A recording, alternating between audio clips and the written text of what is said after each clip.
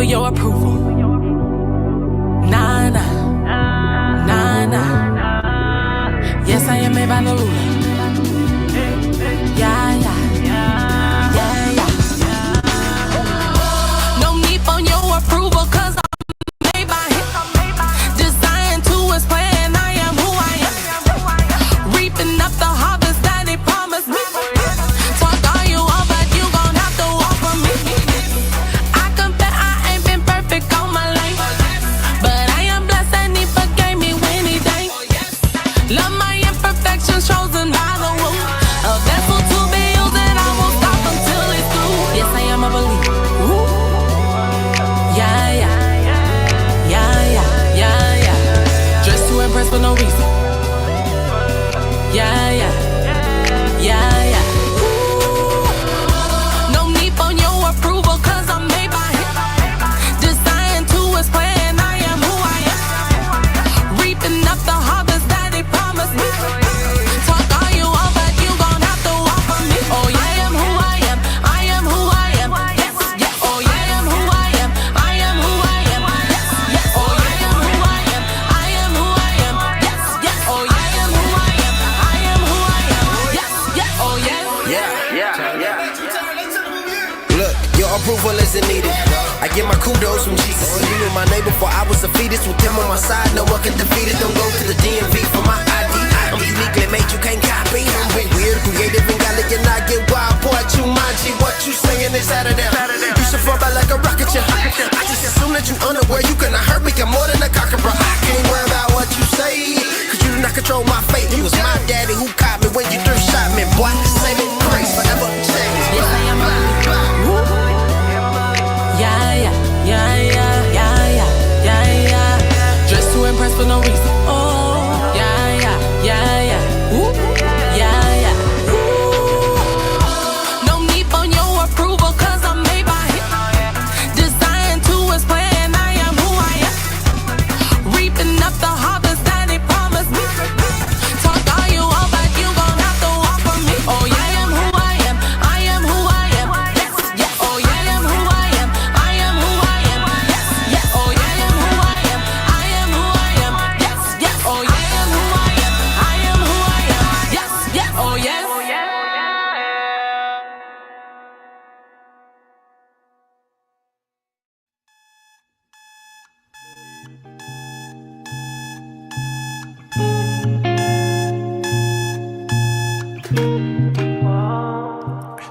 How's life? How's it going? Yeah, it's going. Been hard times, but ain't trying to show it. Got work in the morning, then running around till it's time for dining. Might grab a drink, yeah, if you wanna meet me to chop about a thing that ain't really a thing. Got too much going on, no more out of focus. Need to make up my mind in need of a sign. Just give me a sign. Wanna get it right, ain't trying to waste my time. If I change my mind, it's alright, it's okay. If I take some time to figure it out, it'll work out. No, there's more waiting out there for me, waiting for me. I'm walking through that door, embracing endless opportunity, waiting for me. I don't know what lies ahead, learning from things I can't seem to forget. Tomorrow is now, ain't throwing no towels, taking up burdens that keep weighing me down. Feeling the light, yeah, ready for flight. My glass towers turning, making minutes with earning. East and west, up and down in circles, regaining my focus in need of a sign. Just give me a sign. Get it right, love and living my life. If I change my mind, it's alright, it's okay. If I take some time to figure it out, it'll work out. No, there's more walking through that door, embracing endless opportunity, waiting for me. If I change my mind, it's alright. It's okay. It's okay. If I take some time to figure it out, it'll work out. No, there's more waiting out there for me, waiting for me. I'm walking through that door, embracing endless opportunity, waiting for me.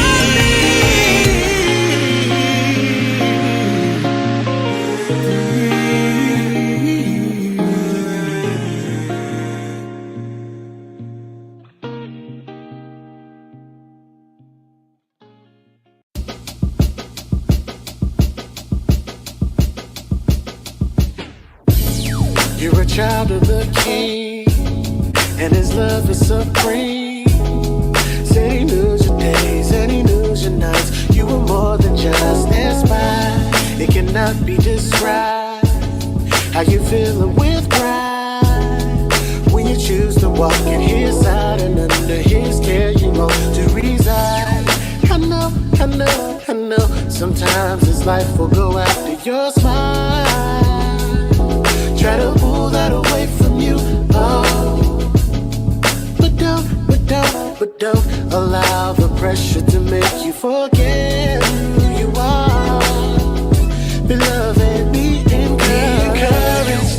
Beloved, we got a promise from heaven, so we're alright, we're okay, we're alright, we're okay. There is nothing that can keep us from the life that we have in Jesus. So we're alright, we're okay, we're alright, we'll be okay. Be encouraged. I'm standing on your promises, you haven't failed me yet. You're not a man that you should lie, so I never fret. I'm so encouraged, you gave me courage, you comfort me.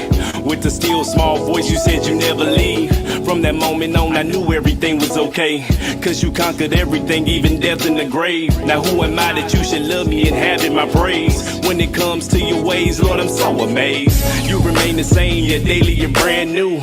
When I think about it, nothing compares to you. Now gold, diamonds, and pearls, Lord, I adore you. The Prince of Peace, remove the thief from this temple. You're the Lord and King of kings upon the throne. I give you glory, and glory is God and God alone. Your love is unconditional, I gotta let the world know. Nothing can separate us, no matter where I go. Encouraged, beloved, we got a promise from heaven. So we're alright, we're okay, we're alright, we're okay. There is nothing that can keep us from the life that we have in Jesus.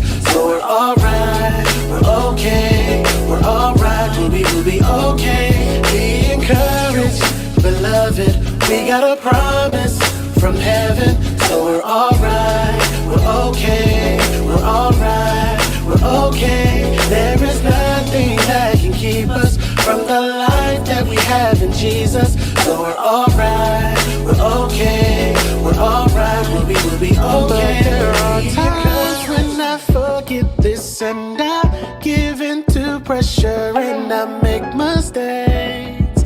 Tell me, what should I do? Sometimes it's a relapse. If you relapse, gotta retrack. If you retrack, it'll lead back to the King that'll bring peace back. With your peace back, you can think right. When you think right, you can see light. With the right sight, then your life's tight. Your Christ walk will be alright. Be encouraged, beloved. We got a promise from heaven, so we're alright. We're okay. We're okay. We're okay. There is nothing that can keep us from the life that we have in Jesus. So we're alright. We're okay. We're alright. We'll be okay. Be encouraged, beloved. We got a promise from heaven, so we're alright. We're okay. We're alright. We're okay. There is nothing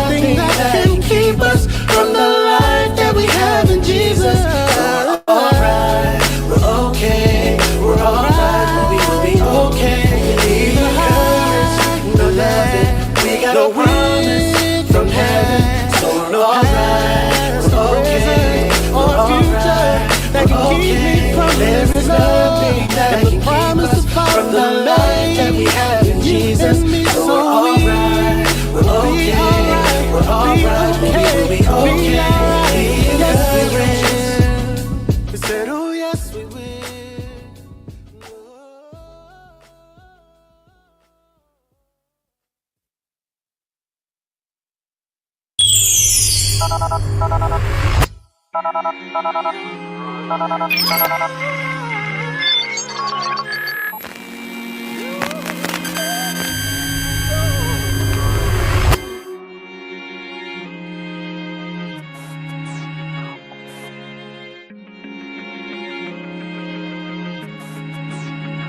morning. It's a much better morning than yesterday. We got scenes back. Hey, everybody. What's up, y'all? Good morning. Good morning. Good morning. It is morning. It's morning. It's not as sunny as it was yesterday here, but it's still morning. Good morning to all of y'all. Good morning to you. Good morning to yours. Good morning to everybody around you. Good morning to everybody you know. Good morning to everybody except the Charmin Bears. Good morning to everybody except the Charmin Bears and people who exclusively put salt in their grits. Good morning to everybody except y'all. Everybody else, good morning. Y'all, good morning, y'all. It's Zeke Live in the morning. You're locked in with Zeke Live in the morning. This is a great way to start your day. I'm your host, Zeke Locke, and of course, I'm going to have my big brother Eric Rideout on here. We've got Rich Holmes, my friend and brother. He'll be on with us. Of course, we've got our girl, our sister, our homie, our friend, Rhonda on the rocks. She'll be here. We've got a great show for y'all today. Today we're talking, of course, this is Thursday of Relationship Week. It's Thursday, May the 8th of the year 2025, and we're still in the middle of Relationship Week. We're talking all things relationships, all things love, all of that stuff. And today we're talking about some good stuff today, man. Today we're talking about, let's just talk about it. We're talking about what it's like being married. We're talking about what it's like dating. We're talking about what else today? We're talking about, I got a whole thing in front of my face and it just went off right in the middle of me talking. Right in the middle of me talking, trying to say what it was. Now I got to try to wing it. Let's just open it back up. All right, what are we talking about today? Yeah. We're talking about love. We're talking about, the apology and the love languages. I don't know if you've ever heard of love languages, or we just found out about this last week, the other day, apology languages. So we'll talk a little bit about that. My wife is going to come on here. We're going to have some wives on here. It's just going to be a good show. And then even more than that, we going to talk about it. We going to talk about sex, baby. Let's talk about you and me. We going to talk about all of that stuff because that's an important part of relationships as well. So we're going to talk about all of that stuff today. It is a great day. But today, like I said, it's Thursday, the 8th of May. I can't believe we've already made it this far, y'all. We done already made it to the 8th of May. Like I said, we're in the 5th month, and it's been already, for some people, a very long year. We're in the 5th month, not even halfway through the year, but we're almost halfway through the year. That's crazy work. But it's already been a rough year for some people. So hopefully, since we sprung up with Zeke Live in the morning, hopefully your days are a little bit better. I tell you every day, this is a great way to start your day. So hopefully if it's been a long year for you already, if it's been a long week already, hopefully you're finding some level of solace and sanctuary right here at Zeke Live in the morning. So do all the things. Make sure you subscribe. Make sure you follow. Make sure you do all of that stuff. All of those introductions aside, y'all know what to do. We hit 100 people. We're doing a kickback. We really think we're going to hit that real soon here. So just be ready for that announcement to come out real soon. Just as soon as it hits, we're going to make an announcement about a kickback that we're going to do right here in the Chicago area. I got a hair that's like a beard hair that's just like sticking out. That's bothering me. All right. So anyways, that's everything that's going on today. It's going to be a good show. And then also, here's going to be a fun time. We're going to be, of course, sending Rhonda on the rocks on a date today. Of course, we're sending her out on a date on tonight, this evening. So we're going to talk a bit about that. Oh, man, and what she's expecting and looking for out of that. And just being vulnerable and honest on today. It's just a good time. It's going to be a good time. So you don't want to miss this. We want you to chime in. We want you to get involved in the comments and everything as we talk about this stuff, especially those of y'all who are veterans. Some of y'all that watch, y'all are veterans watching every morning. Y'all veteran relationships. Let's put it that way. Veterans in relationships. Veterans in marriage. Folks been married almost 50 years on here, over 50 years. Some folks been married maybe 8-9 years. Listen, that is good advice for people like me who haven't been married half a year yet. So, so chime in as we talk about these subjects and stuff, because we definitely want y'all to, we want people to get something out of this more than just me running my mouth, or Eric or Rich or Rhonda or Pastor Bill or whoever else, running our mouths. We want it to be more than that. We want people who are in the comments who have experience in the things we're talking about to keep chiming in, because y'all help us every day, and y'all really don't know how much that means to us, but it really does mean quite a bit to us. So thank y'all again always for chiming in. Please do so some more today. We definitely appreciate y'all when you do that.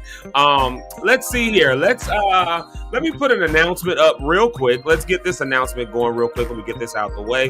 But let me put an announcement up real quick, because I've been talking about this on the 21st of May. That's this month. If you're in the Chicago area, I would love to see you. I mean, I would really love to see you come through to this thing. In fact, Brony Cat, if you're here yet this morning, you asked me to send you this flyer. If I don't send it to you by today, just remind me again. I'm gonna make sure you get it. I just be forgetting by the time we get done with the show. So you know how that goes. I'm in my 40s now, so I'll be forgetting stuff. But look at this announcement right here. This right here. If you're in the Chicago area, I want you to come on out to this. This is a mental health awareness month. So I don't know if you know this, but the month of May is Mental Health Awareness Month. Now, y'all know over here at Zeke Live in the Morning, we did a whole mental health week.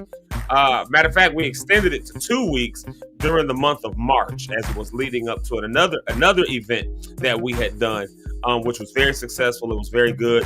It was a lot of stuff out of there. My mother ran that event. It was just a good time, a great event. This one is a much larger event, and this involves the entire Community Healing Resource Center network from here in Illinois. So again, if you're in the Chicago area, this event that's happening, it's a symposium for Mental Health Awareness Month, and it's going to be a really good, it's going to be a really good time. There's going to be some speakers, there's going to be some sessions, there's going to be all that stuff. But I even just love the theme, right? I mean, the theme that you got: healing for the journey ahead, hope, strength, and power for our communities. We are trying to empower our communities. We're trying to empower our people. So, people who have been victims of gun violence, people who have been traumatized by other things like that. Maybe it was sexual abuse or sexual violence. Maybe you just had some grief that you've been dealing with, a death in the family that happened. Maybe you ain't got over your mother or your father passing away. I mean, whatever the case may be, these things weigh on our mental health. And so what the Community Healing Resource Center Network is doing is sponsored by Live Free Illinois. It's a program of Live Free Illinois, who organizes churches to make and advocate for changes within government and within communities. So the Community Healing Resource Center Network, it's a lot to say fast, the Community Healing Resource Center Network, we're of course throwing this symposium that have these different sessions and things, so that if you've ever experienced any kind of trauma, if you've got any kind of mental health situations that's going on, I'm not saying if you're mentally ill. If you are, this is for you too, but I'm not saying that if you got a mental health situation, you're mentally ill. That's not what that means. It just means you got a lot going on. If you hurt your leg, that don't mean you sick. You know what I mean? It doesn't mean you have an illness. It just means you hurt your leg and you might need to wrap it up or something, right? This is the same thing that happens in our mind and our mental. So that's why we're doing this symposium. I want to see you out there. It's 9 a.m. till 3 p.m., I believe. Yeah, 9 a.m. to 3 p.m. At the Morgan Arts Complex up in Bridgeport area of Chicago. So you definitely want to come out for that. I'll be there. So come on through, come see me. Even if you just stop through for a couple hours, even if you don't stay the whole time. Now, they're going to have food. They're going to have breakfast. They're going to have lunch. They're going to have all that stuff. So there will be food. Again, there will be some great sessions. I've seen some of the sessions. I know one of them that I'm really interested in is the session on sound and how sound is healing, the healing power of sound. So those of y'all who love music and all that stuff, this is the one for you. You want to be a part of that. So the Mental Health Awareness Month Symposium, May 21st, Morgan Arts Complex, Community Healing Resource Centers, Live Free Illinois. Come on through. We want to see y'all there. It is going to be a good time. It's going to be a healing time. It's going to be a time of community and togetherness. All right, y'all. Well, we're talking about relationships this week. We're talking about relationships, all things love, all things relationships, all of that stuff. And I'm just really curious, what kind of, relationships have you been in? What kind of relationship are you in right now? Are you in some kind of a situationship? Are you in some kind of maybe you're married, maybe you married and you got a little thing on the side. I don't know. We'll talk about that. We'll dive into infidelity today. We'll dive into all of that stuff and the way these things impact us and affect us. But all of this stuff is real stuff in relationships. And that's why we're doing this week. That is exactly why we're doing this week. So we want y'all to chime in. What kind of relationships have y'all had? What kind of stuff have y'all had going on? I'm interested. I'm genuinely interested in y'all's story. Some of the stuff that I see and heard since we've been doing this week, about the dating pool out there and all that stuff. Listen, I've been far removed from dating. So I don't know. And even when I was dating, I ain't had that much game. I don't think. Like I'm a very shy person. I really am. So I wasn't like I had a whole bunch of game. So I either waited on a girl to approach me, or if I approached her, then I was just almost on some friend zone type of stuff until they made a move. I was shy, a very shy person. That's the way I was. So, I can't fathom some of the stories that I hear. I cannot fathom some of the stories that I hear. But maybe later I'll tell y'all a story. Me and my wife were talking about this. This one girl I dated one time. We were talking about this yesterday when I actually got into a fight with her old man, her ex. Yeah, I said, I think I was the side piece in that situation. Like, you know what I mean? We had these conversations. We have these conversations because it helps us to grow, helps us to learn. So, what kind of relationships have you been in? Maybe you the one who's maybe you the cheater. I don't know. Maybe you've been down that road where you done dipped and slipped a bit. I don't know. We only know if you tell us. But I mean, it's crazy hearing some of these stories. And that's why we're doing this week. So people have a safe space to be able to talk their stories, talk their stuff, say what's going on in their love lives, their relationship lives. And we're being a bit vulnerable here with it, So we're doing all that talking. All right, y'all, let's do this. I'm going to do a few shout outs, and then we're going to get my brother, my big brother, Eric, on the stage so that we can talk our smack before Rhonda gets in here and cusses Eric out a few different ways because Eric believes he ran her off the show yesterday. We're going to have to talk about that. We're going to have to talk about that when Eric and Rhonda get on the screen together about who won the battle yesterday. We're going to have to talk about that. As y'all see, both of them hold their own, and I just sit back and let them go. So there you go. Yeah, man. All right, let's do a few more shout-outs. Let's see here. Give me a good track. Give me a good song. You know what I'm feeling? I'm feeling this one. I'm feeling this right here. This is what I'm feeling. There you go. Hey. There you go. I'm feeling that. Y'all know me. I love that track. All right. Quick morning shout outs. Just a few of them. Let's just get a few of them in there. Let's see here. First comment of the day. Who is going to take today's first comment of the day? It goes to somebody who got a winning streak this week. It's Mama on Facebook. She got a winning streak this week. Sherry Staten, y'all give it up for her. Listen, she's been on with us pretty much every day since we started. Y'all see Instagram over here. We used to go live on Instagram. Mama used to watch us on Instagram, and then Instagram changed the way they do lives, and now we got to set something else up. And Mama followed us over to Facebook, found us, started watching us there, and then we said, let's go to YouTube, and look what she did. Came to YouTube too. So she got the first two comments. She went to Facebook, left a comment, came to YouTube, left a comment. Listen, Mama gets the assignment. She understands the assignment. I love it. And then y'all know, second person to comment every day.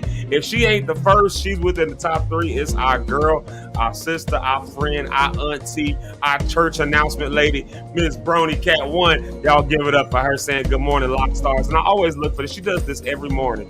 And y'all don't really know how much I appreciate little stuff like this right here. Y'all don't know how much I appreciate little stuff like that. Just when y'all chime in and y'all do like the stuff that different people do. I say it every day because I really do appreciate it. I really mean it genuinely. Welcome to Zeke Live in the Morning with Zeke Locke, Eric Rideout, and Richard Holmes. You know the routine already.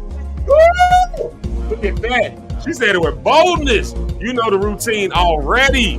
Let's get into this convo and send Rhonda on a date. Oh, Rhonda, they got your back.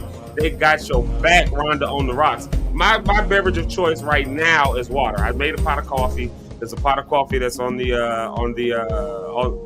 pot. I guess it's on the the coffee maker. I don't know how you would say that. There's a pot of coffee on the coffee maker that I'm going to have a little bit later on. So y'all will see me come back in here with some coffee. I'll let y'all know that. Y'all will see me come back with some coffee. So there you have it. But right now we're doing water. So that's my morning beverage. What y'all drinking this morning? Tea, hibiscus tea, juice, Jesus juice. Y'all got y'all Jesus juice? There you go, right there. And then y'all know what to do. When you see this name pop up on the screen, you got to give love, hearts, hugs, peace signs, flowers, all of the stuff. Like the comment. Y'all know, because that's Eric's mama. That's Miss Johnny Rideout, Miss JP Rideout. That is the mother of the show. And she tells us every day. I forgot for like yesterday and the day before to put the last comment up. We were in the middle of the conversation. I was trying to hurry up and get off. And then I like put it up there and we started talking about something else. But she tells us every day that we had a good show and we take that to heart. Because when your mama tells you that, that's what that's what you go with. And then let's see, maybe one more. Maybe one more. There we go. Miss Rhonda on the rocks, who we are sending on a date. And she let y'all know she a city girl. She is about that life. City girl means so many things now, I think. Well, I guess language changes. City girl used to mean just someone who lived in the city. Now it means, I guess it means like kind of that now. Or girls would be like, and there y'all be doing, and how y'all city girls be taking pictures like this. Y'all know what I'm talking about. Y'all know what I'm talking about, that booty look back picture. That with the tongue out. Y'all know what I'm talking about. Yeah, that city girl look. That's what I think of when I hear the word city girl. That's what I think of. So there you go. Anyways, let's do this. Let's thank y'all to everybody who's chiming in the comments and all that stuff like that. I just wanted to do a couple of those, but we moving this show along today. I told you I'm getting more disciplined on these times, and I'm already a minute and a half behind when I'm supposed to bring Eric on the stage. So let's do that right now. Let's bring Mr. Eric Rideout to the stage. Let's get him a dope track to come up to the stage. We got our music back. Let's see here. I think that's the one right there. That's the one. Yeah, my fly brother, the one and only Mr. Eric Rideout. Oh, I did like Rhonda today. I was like, I wasn't paying attention. Man. What's up, brethren? It's that morning again. Man. Whose idea was it to get up and do live in the morning every day? Whose goofy idea was that? Look, he ain't here yet. Let's blame him. He ain't here yet, so we're going to put it on Rich. But man, good morning to everybody. I'm in my living room again. I didn't feel, I set this up yesterday, right? Yeah. And I just didn't feel like taking it down. I'm like, whatever. Yeah. Ain't nothing wrong with that. Some days it be like that. You got multiple sets at this point. Multiple sets, and I ordered some more stuff, and we doing something over here. You can't get on live and not mention my name, can you, Eric? I didn't say your name today. You did. You just said I was like Rhonda. I did. Oh, I did. I'm talking about how you did when you surprised her the other day. Oh, we know you love her. Rhonda's one of my favorite people in the world. Oh, look at that. Love is in the air. She's somebody that can debate with me, and I enjoy it. I enjoy it. Even though I normally be right, I still I respect her opinion. She's one of the few people who I think is, her opinion matters. She's a very smart person. Yeah, that's what we have her on the show. She's very smart. She is very smart. Very smart cookie. Very she can't debate me, but she's smart. And thank you. Who was that yesterday? Was jumping down with me? Was it Will? Was on my team yesterday, so I appreciate you. Was it Jonathan yesterday? It was one of them yesterday who was riding tough for me. Yeah, it was a lot of debate going on yesterday. It was really good, actually. It was really good convo because like these different perspectives, they matter, And I'm gonna say this too before people get me. I didn't run Rhonda off the show. Whoa, that's a big admission. Stop the music. Stop the music. Hold a minute. He said he did not. I did not run Rhonda off the show. I chased her off. Wow. No, I didn't. No, I didn't do nothing. Rhonda was great yesterday. She had to leave for something for work. So I'm just, I was just messing with her. I didn't run her off though. Somebody actually inboxed me, man, why you run her off the show? It was a joke. I didn't run her off for real. I didn't run the woman off for real. It was just kidding. Some of you all are so literal. That's what I was gonna say. It's crazy how sometimes people just take stuff so serious. They were like upset, not mad, but like, man, you know, she's cool. Why would you treat her like? I'm like, it was a joke, man. I did not run her off. But it was such engaging conversation yesterday. I mean, I highly engage everybody and implore even everyone to go and check out really every episode we've done this week. But yesterday was it was good, especially with Shanti on here. Shanti was great. Shanti was great. Yeah. It's her. It's been a few people that we've had, man, that have been great, you know, memorable situations. And she was one, like Sheridan. Certain people we've had, certain people have came on, and it's been like, man, you know, like this conversation. So yeah, so shout out to all of them, man. Yeah, no, for real. Like I'm staying in the time thing. I keep looking over the clock to make sure I don't go over. I know, right? I finally like typed one out and then sent it out. Like that's the discipline is hard. It really is. Discipline is so hard, especially when you like live and like you be trying to like hurry up and get the next thing out. You be trying to get the next thing done, and then you be like, oh shoot, I gotta go by this thing. Like, and then and like now I was looking. I thought about something you said yesterday, and this morning I was doing it, rubbing my face in the mirror because I have I don't try to line my stuff up at home. I go to the barbershop next door. Oh, really? Oh, you live next door to a barbershop? Oh, he's literally right behind me. He does the facial stuff and all this, and I'm like, man, I gotta, because it's getting rough. I leave out of town tomorrow, today. Oh, that's right. Yeah. We hit the road. We headed to Florida, right? Well, today was Florida. I missed that. So yeah. So tomorrow though, I will be in Chicago, Columbus, and Atlanta. So if you're from those areas, if you're close, come check us out for the Mother's Day tour tomorrow. If you're in Orlando, Fred and the crew will be there tonight. If you're in Chicago, we'll be at the House of Hope. Saturday we'll be in Columbus at the Palace Theater, and then Atlanta we rounded off at the Fox Theater on Peachtree. So come on out this weekend and say hello. I don't have no free tickets. Mother's Day weekend. This weekend is Mother's Day. It's, you know what, mate, because what was the first this month? The 3rd, right? I mean, the first Sunday was Sunday, 3rd of May. Right. So it was such an early, we got 5 Sundays this month. So Mother's Day seems like it's coming like super early this year. Does in my head, Mother's Day is not till like next week. Not this Sunday, but that's just what it feels like, And you know something else, before somebody try to attack me and say it's Mother's Day, you gonna be out? Yeah. But see, my thing was this though. My mother's in the comments. I asked her, I said, hey, I can skip, and not do that. And my mother, no, go. That's your thing. Do your, but I was gonna miss it if she would have said not go. I was gonna. See, that's sweet right there. And I checked with her. So for those of you that's about to kill me and say you gonna be going to Mother's Day, I did ask. I did talk to her about it. See, that's sweet though. That's sweet.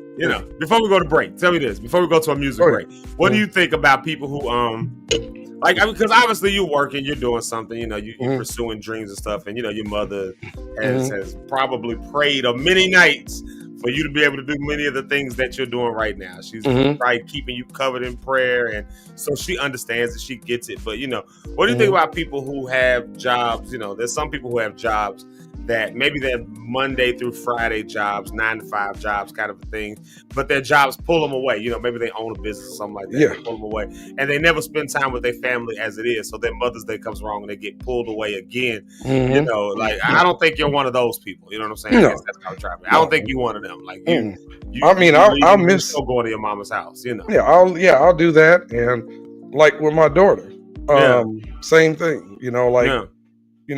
For my daughter, so Mother's Day is rough for her because she lost her mother. Her mother passed away. Yeah, so even with her, I'm like, I'll stay back, with her, and she's coming with me to the show tomorrow, to hang out with me because we do stuff. But I think holidays and certain times, of course, in this business, as you know, you will miss some stuff. You're gonna miss some weddings. You're gonna miss a lot of stuff. Birthday parties, graduations, and everything. Yeah. But you make the most of the time when you're home and be with your people. Like me and my daughter and my sister, we went to the movies the other day. You know, you do stuff with your people when you're around because you're gonna miss stuff. That's just what it is, man. You're gonna miss stuff. If you make sure, like Mama said over here, every day is Mother's Day. If you just, it feels like that. If you make sure that every day remains as Mother's Day, then you know, then you don't have to be so guilty when Mother's Day rolls around and you ain't going to, because you're gonna have some people that ain't been to church in quite a while. They're gonna be there trying to go with their mama, trying to make sure mama is good, which I ain't opposed to it. Don't get me wrong. I'm just saying it's a thing that's gonna happen this Sunday. It's gonna be a bunch of folks you ain't seen in church in a while. So y'all make sure y'all show love. And y'all mamas, thank y'all for being good mamas. I was gonna just say that real quick. Thank y'all for being good mamas. Because our mothers are here almost every day. Our mothers are here every day. She's here every morning. She get up every single morning. And she gives us our final comment. Like, you know. I was over there yesterday and went in her room yesterday when I was over there at her house yesterday. Last night I was over there. And I went in her room and she was watching her TV, but she was watching this. Wow. Our show from yesterday. Because she had missed it due to some stuff, but she was on there last night watching it. Bro, I'm telling you, I don't take that lightly at all. That is, like, our mamas watching out for us is amazing. So definitely a thank you to all the mamas. Hey, E, when we come back, we're going to take a music break real quick. When we come back, we're going to have some conversations around some stuff. Rhonda sent a really cool thing around 7 patterns of couples who made it. And, you know, we both been down these roads. I just got married. When did she send it? I missed it. I don't know, maybe like I gotta watch it. 4 or 5 days ago. I don't know. Oh no, I won't find it. I'll just watch it on here. Well, it's a thing. We're gonna put it up on here. We're gonna have a conversation. I'll have it on the screen. It just slides. It's a slideshow. But we'll talk a little bit about that. But this is, again, I'm curious to know what people have who have been in relationships that have worked, because, you know, Eric, you've been married, and, you know, maybe one day you'll do it again. I'm gonna do it again, definitely. Yeah, you know, and I just got married. I just got to the party, like, so, you know, I want to know genuinely what things make you make it. What pitfalls should we avoid and all that. So we'll do a little conversation around that, but I'm gonna wait for Rhonda to get on before we had that conversation. But we will talk about that. The other thing we're gonna talk about today is the love languages and apology languages. I hope you got your results loaded up. E, I got mine. I hope you got your results in front of you at least. We don't have to put them on the screen. I will definitely have to find what I do. Yeah, this is gonna be a good time to see it, because I think those things explain a whole lot. But for now, let's do a quick music break. Let's hear what do I want to play? You know what I ain't heard in a while? What I ain't heard in a while is my friend, my homie, Sounds of Kingdom with Jerry Sanders. We're Not Ashamed. I just feel like bopping to that song right now. I just feel like, it's just on me. So here we go. Let's play that one real quick, and we'll be right back with more of Relationship Week with me and the man who ran Rhonda on the Rocks, as some say, off of the show. Now Rhonda gonna cuss me out when she get on here. I done set myself up. Here we go. Not Ashamed by Sounds of Kingdom. Leroy, I know you're not sitting down on this one, bro. I will call y'all out in this church. All right. If you're not ashamed of the gospel of Jesus Christ, make some noise in this room. All right, Zach, let's go, bro. Let's have some fun, y'all. All right, brothers, let's talk to them. In the time when evil staring in your face, problem situations, tragedies are commonplace. Persecution running rampant makes you wanna lose your faith. Yo. But please don't be discouraged. Just remember he's the way. Yo, let's encourage him a little bit, y'all. Let your light shine. Yeah. Hey. Yo. Gave us some soul.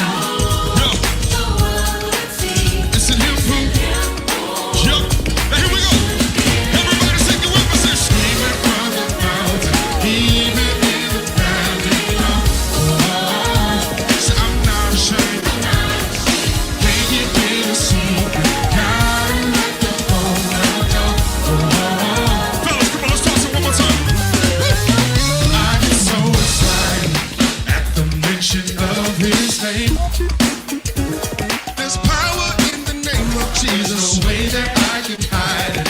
It's written all over my face. I'm so excited, and I just can't hide it. After all the wrong I've done, I did a lot of wrong, y'all, but he still loves me though. Yeah. So don't expect me to keep quiet. I'm about to lose control. Woo. Yo, celestialization. I see you, Chris. What's up, bro? It's a house party. Gave us sun soul. Yeah. It's in here, bro. Y'all gonna move with us? Here we go. 1, 2, screaming from the mountains. Screaming from the mountains. Even in the valley. So I'm not ashamed. Can't keep it a secret. God, yes, sir. So I'm not ashamed. One more time, say, screaming from the mountains. Even in the valley. So I'm not ashamed. Can't keep it a secret. Yo, here we go. Here's your part right here, y'all. Listen, I gotta, I gotta, hey, say I gotta. Why? Here we go, let me hear you say. That's your part right there, say. Let me see you, Ernest. Hey. Here we go, everybody just, hey, everybody just, hey, everybody just. Hey, here we go, say. Tell somebody to, tell somebody to split it up. I got to, hey, I got to, hey, and you gotta, this joy I have, the world didn't give it, but the world can't take it. Hey, I gotta, hey, I gotta, hey, so I gotta, yeah, I gotta, hey, so I gotta. Here we go, over here, let me hear you scream it all, say. Come on, Petty, let me hear you say. Yeah, let me go right here and say, jump, jump, jump, jump, jump up, jump up, and get down, everybody jump, jump, jump, jump, jump up, jump up,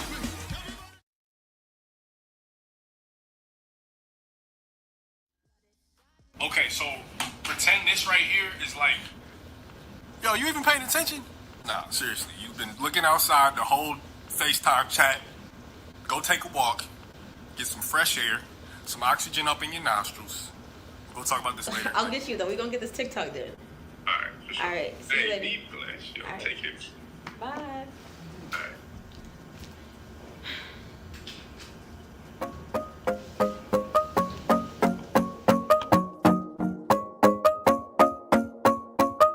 I've been messed up, I've been broke down. Gotta catch up, gotta shine now. Running faster, I can't slow down. Gotta catch up, gotta shine now. Cause I've been blessed up, I've been broke down. Gotta catch up, gotta shine now. Running faster, I can't slow down.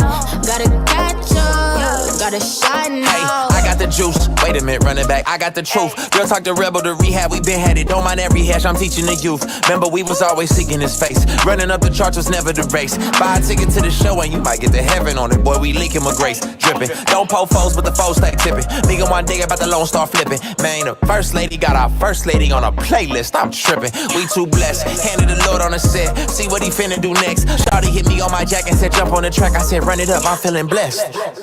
I've been messed up, I've been broke down. Gotta catch up, gotta shine now.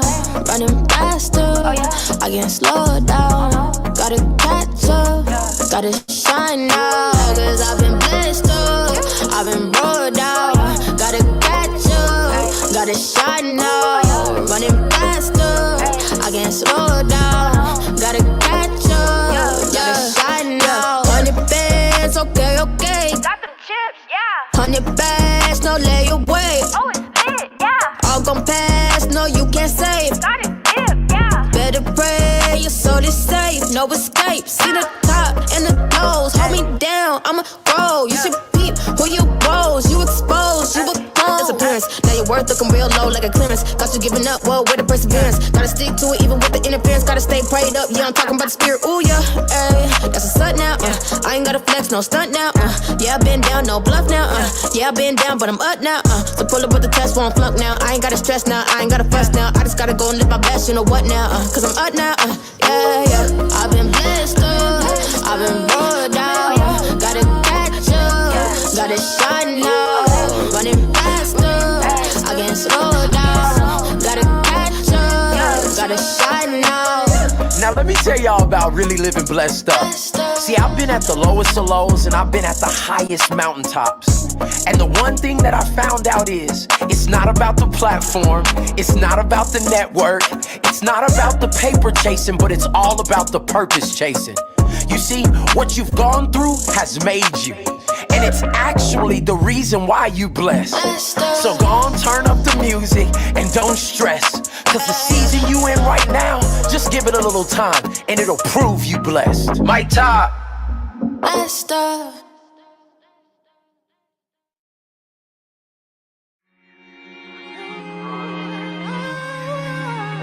And we back. We back. We back. We back. We back. We back. Man, I enjoyed this next generation of gospel singers. I know, right? This next group coming up, they changing it. When I first saw One Day, she was at the Stellars. That was the first time I ever saw her. She was performing at the Stellars. Mm-hmm. And I was like, oh, we might be actually on to something. Like, her performance was so different than everybody else's that year. It was, I think it was the year 2022. That was the first time I saw her. And I was just like, oh, we might be in good hands in the gospel music industry. We might be it's changing over. It's starting to switch over a little bit. Yeah. It's slow, but it's show. Like, it's happening. It's going to happen. That's why I don't understand why people are so resistant. It's going to happen. It's happening. It's already happening. What it is. Nothing you can do about it. Old guard getting away. You know, we talked about a lot about that last week. You know, we talked a lot about that last week in the conversation during Music Week. But I think we're in good hands in the music world, gospel music. I think we're in good hands because I like that little bop. Be blessed. All of them, man, are really good. So the people that have an issue or the artists that don't want to step to the side. I understand we have our legends in music. I get that. Yeah. But when the legends are telling you this the next person, let them have their shot. Yeah. Let us fall back some. Y'all still calling 2,000 times a week. Let them have their shot. But congrats, One Day's a good person. So congrats, man, to all of them. Jeremy and Mervyn Hammond and I love that song by Jeremy and them. I love that song by Sounds of King. I just like that song, that Not Ashamed song. I love anything that got a swing or a vibe like that. That New Jack, I love that. Yeah. And we staying on topic, people. Before y'all say something, we gonna stay on there. This is Zeke Locke in the morning. We talk about what we want to talk about. We want to talk about. So we're talking relationships, of course. This week we're talking love and relationships. E, I got a question for you. Go ahead. A question for you. I said it earlier. Would you get married again, though? Like, would you? Definitely. Like, would you? And this is the thing, man. I'm not gonna, like, some people bash the person they were with or whatever. I'm not gonna do that to her because she don't deserve that. There were things that could have been done better on both sides, but it was new. So I'm not gonna ever get on there and say, oh, my ex-wife's this, that. I'm not gonna do that to her. That's wrong. She don't deserve that. It was mutual things that kind of bumped heads, and certain things we maybe didn't know about each other like we thought we did, or this and the other. But I'm not gonna get on there and but that's interesting though. Like, that's crazy to me. That's interesting what you just said though. Like, certain things we didn't know about each other and all that. First off, is the big thing because some folks they divorce and you gonna know about them. You gonna know that person's social security number by the time they get done. They're gonna be run up on their house, take all their stuff. I mean, and you didn't choose to go that route. No. But that's gonna benefit, man. What was that? What would that benefit bashing her? She and I didn't work, but that don't mean she won't work for somebody else. Yeah, she's a great person. So the person she end up with is gonna be great. We were great people that weren't great necessarily. We weren't bad together, but we, and that's no shot to her. Whoever she's out with, he's gonna be a good, happy guy. Yeah. That's respectable. That's like super respectable. Y'all give some love to Eric on that one. That really is super commendable. Badmouth her. super respectable because again, a lot of folks won't do it that way. But I asked that question. I said, you went down that road, you did the thing, and then of course that didn't work out. It didn't pan out. You went through the divorce, and and so and me. no I asked no hatred amongst each other. Yeah. She sent them. We both told each other, "Hey, wish you the best in your life. Wish you the best." Yeah. And that's it. Yeah. How, if you don't mind me asking this question, go ahead. because I know there's other people who have been down this road. They've been down the divorce road, or maybe some people are on their way down that road. Yeah. You don't mind me just asking a prying Go a ahead. couple questions, and I'm getting a little bit off from the script here, but it was All just right, go ahead. brought it up. It just made my head just kind of go here a little bit. But what, if you don't mind speaking Go to ahead. it, be as vulnerable as you want to, but also tell me if I'm prying too much on a You tough know, I topic. don't care. Yeah, I figured, but yeah, I got to be respectful to my big bro. But I'm wondering, what was the impact on you as that happened? Like, I mean, because you went through this, you went through with it. I was there at the wedding. Me and Right. Rick walked down the aisle together. That's a whole story For in and me, of itself. So what was the impact after it happened? Yeah, like after it the happened, because divorce happened? you married somebody. Of course, there's children that's involved in the marriage, and dogs and all the. You moved. You packed up and moved cross country, Right? And went so there was a process of a lot of things that you gave up to be married, so that then when those things no longer worked out anymore, you gave up everything that you gave up to gain, and then had to start all over again. You came back to the Midwest, so you back it. What was that like? What was the impact like on you mentally? It can. You know what? Honestly, out of everything for me, outside, I really don't care what people have to say about me. I never have. But I think the thing for me, honestly, was I felt a sense of I failed. Not she failed, not me. Um, and then it was not an embarrassment, but it was like, oh, I waited all these years to do it, and then did it, and then, you know, I will say, I think people should go to counseling first more and have those conversations with each other and go through some things. But for me, I would say that was the thing for me. It was more of a thing that I felt like, man, I failed, and I normally shoot not to fail at anything. I try to do my best in what I do, and again, it was that situation for me. It was the first marriage, all this kind of stuff, and it didn't work. But like I said, at the end, we were able to say, "You cool with me? I'm cool with you. We didn't work, but I wish you the best." 48, 49 when you got married, like 7. 47. There we go. Okay, 47.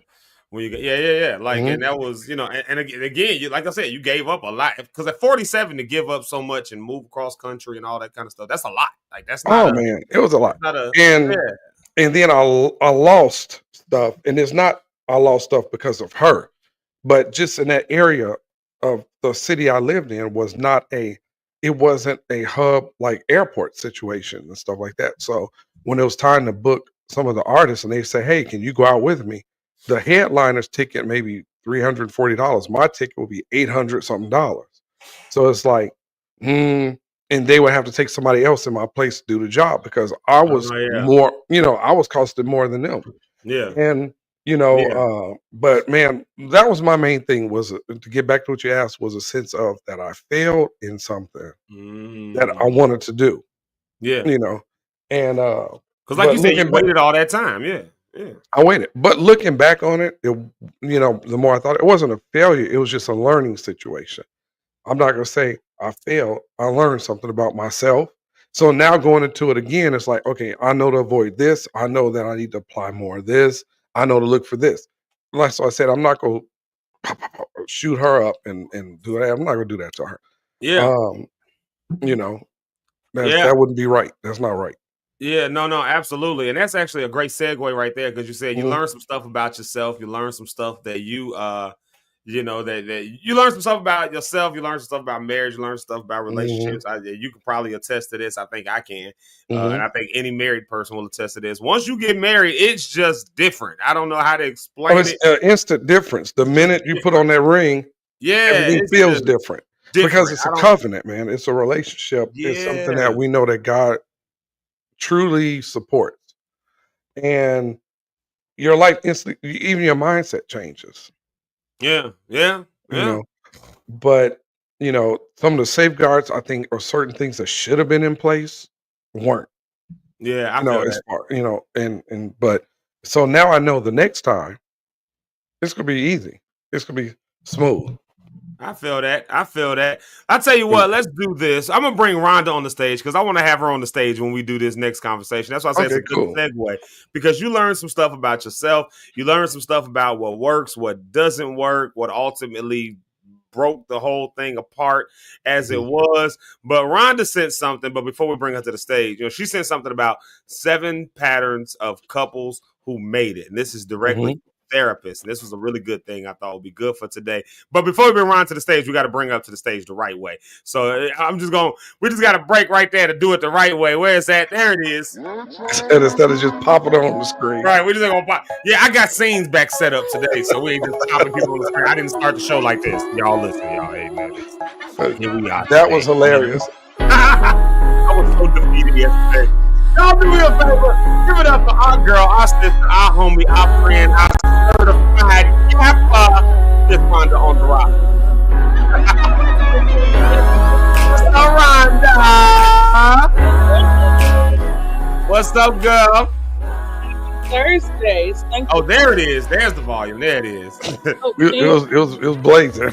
Oh, was it too loud? No, your mic was too low. The music was drowning you out. But you in there now. You in there now. It's Thankful Thursday, you guys.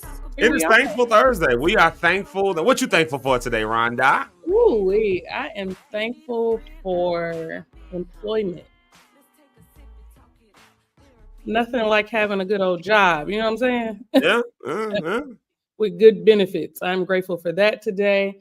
I'm also grateful because, I had a lash emergency, y'all. Like, look at my lashes. Wait, a lash emergency? Yes. What constitutes a lash emergency? Yes. And I have a blind date tonight, and I absolutely cannot go on a blind date. He can't see? So I had to, I'm going to ignore him. I had to beg my lash to squeeze me in. And what's so crazy is, let me tell you the power of social media. I tagged her. I made a video and tagged her in it and asked people who follow me to tag her and beg her to squeeze me in. And people are still tagging her this morning. I already have the appointment, and people are still tagging her this morning. Like, girl, she need help. You see the lash. Please squeeze her in. So, Lord God, that I am going to see her. Well, you should have let me know. I don't know if my wife still does lashes or not. I don't know. She kind of moved away from lashes. She has a whole shop. She does all that stuff, waxing, lashes, all that. Well, I don't know if she does lashes anymore, though. I think she might do strips. I don't think she does the detailed thing anymore. She used to be like the individual thing. Like, it would take forever for people to get there. I wonder if she wouldn't mind practicing, because my lash tech may have to take time off soon, and I am no one without my lash. I can't even hear. I can't see, I can't think, I can't feel without my lashes, which is why it was such an emergency after I talked to you yesterday. I'm like, oh my God. So I feel that. Well, when she gets over here, she's going to be on the show a little later. When she gets on here, we'll ask her. Yeah, she's coming on. We'll ask her. I don't know if she does it anymore. She might not even have the stuff anymore because she's kind of veered towards other things with it. That's kind of how it started. Well, she was really good at it too. That's the other thing. She's really meticulous. That's one thing I appreciate. She's super meticulous. She'll do my eyebrows. She hasn't done them in a while, but she'll be every little hair. I'll be like, God, dog, I'm sick of these tweezers. I'm sick of these Let's talk, honey. I like all that stuff. I need all that stuff as part of my daughter does beauty this bar stuff right here in Whiting, Indiana. Yeah, absolutely. Yeah, that's her little thing. That's her thing. That she's got that going on. So there you have it. Hey, man, Rhonda, you're going on a blind date today. So we're going to talk a little bit about that later as well, because that's going to be fun and exciting and interesting and a thing. But let's see here. But you sent something maybe 4 days ago, 5 days ago, I don't know, that I thought was so interesting. I thought it was so good about couples who have made it. You sent something about couples who have made it, 7 habits of couples who made it. And I want to kind of just run through these real quick, and maybe we'll pick it back up a little later. But I think it's just a good layer of context to leave for today for a minute, just to kind of see what maybe some of our veterans are people who have had relationships that have worked. Because, obviously I'm in my 40s. I just got married. I just turned 40 and I just got married. So obviously some things didn't work out in life over the years. And I finally did it. So I want it to last, obviously. We just heard Eric telling his story about what didn't work out and just kind of the way that went. So we want some advice. So maybe the people who have been down this road can chime in and let us know if these things make sense in their life. But Rhonda, I thought this was really good. I'm going to, let's see here. Where am I going to put this at? I need to put this in a certain spot. Let's put it right here. We'll put it on the sound off. Rhonda, if I lose you, you're coming right back. Yep, I lost you. You're coming right back. There you go. I didn't have your preset on there. All right, so let's see here. So this again is 7 things that psychologists or therapists, I'll say, I won't even just say psychologists, I'll say therapists, 7 things that they say are I guess habits that they've noticed, patterns, if you will, 7 patterns, there we go, in couples who quote unquote made it. So I don't know what made it constitutes for them. For me, made it at this point is a marriage that lasts longer than a year and a half. So because people be in relationships for a long time, then 18 months into the marriage is over.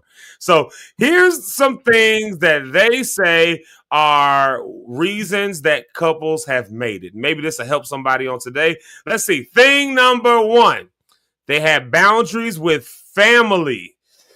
Whoo, man, that's one right there. They had boundaries with family. They put the relationships first. So they put their relationship first and had clear boundaries with family. They didn't vent to them about issues or make decisions based on their families. Based on what their families wanted. Mm-hmm. And that right there, they did what was best for their partnership. They did what was best for them together. Mm-hmm. That's probably a big one. I don't know. Have y'all ever in any relationship, have y'all had the family chiming in a whole lot? I don't like that nigga. I don't know about him. I don't, sometimes that's good, but other times that's kind of, I don't know. Like maybe after the fact, but not during. Really? I will say that happened to me. My first engagement, I was engaged before. Rhonda, you remember that? I was engaged before and it didn't work out. And then after the fact, everybody was like, well, I don't know if y'all was ever going to work out anyway. It's like, nigga, I dated this woman for like 7 years. Like, what? Nobody thought to say this in 5 to 7 years, however long we were together. Like, nobody said anything until after the fact. Like, So I don't know. Maybe it's a good thing sometimes the family don't butt in, but sometimes maybe it's a good thing they do butt in. What do you think, Rhonda? I see you bubbling over there. I think it really just depends on the situation, right? Like, I feel like if y'all just arguing because that's what couples do, sometimes they bicker, then people should just stay out of it. But I feel like if there is like abuse, things like that, then family probably should. I don't know how much they should intervene because sometimes it can make it worse. I do think that families should check on the well-being of their whoever's connected to them. So if it was my sister who was in an abusive relationship, I would check on her like mental and physical well-being. Are you okay? What do you need? Those sorts of things. Like, I know this is going on. What do you need from me? And how do you want me to show up in this space? Right? Because everybody don't want all that rah-rah. Right? Yeah. When I was going through what I was going through, my friends did not know. Like, I did not tell people. My family did not know because I didn't want people to, and my family, they crazy. My brother's crazy. My friend's psychotic. So I didn't want to come in and try to intervene. I wanted to try to work through it myself. So I think it's important when you think about boundaries to, one, ask your friends and family, like, how do you want me to show up in this space? And then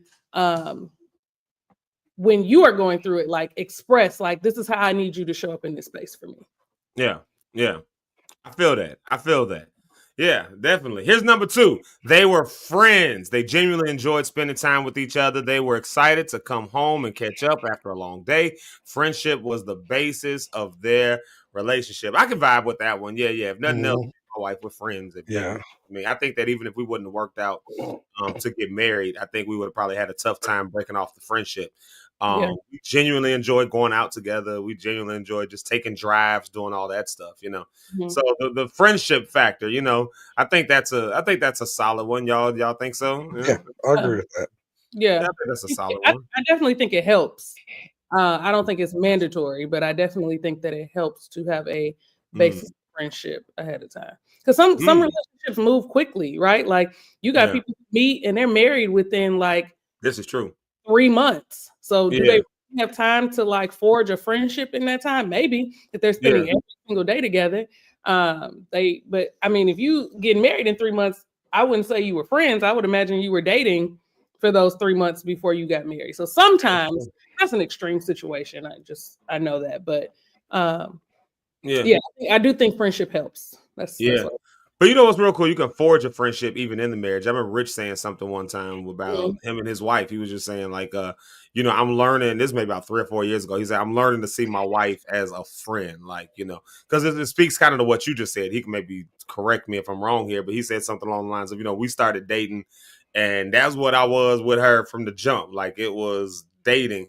He said, but I had to learn to see her as a friend. And so this is post marriage. He was like, I've got to relearn my wife and just see her as the person she is and become friends. And they got something beautiful, Yeah. like, so friendship, like you said, definitely helps. Yeah, it's definitely, yeah. It definitely helps. Let's see, what number we on? 3. All right, here it goes. This one right here hit me right here. This is the one that I was like, ooh, that's tough. Because that's real. I remember something my mom said, but here's what it is first. They had been through really dark times. They had been through really difficult periods where they were at a crossroads and even had second thoughts, but they chose to stay together and work through it. This established trust.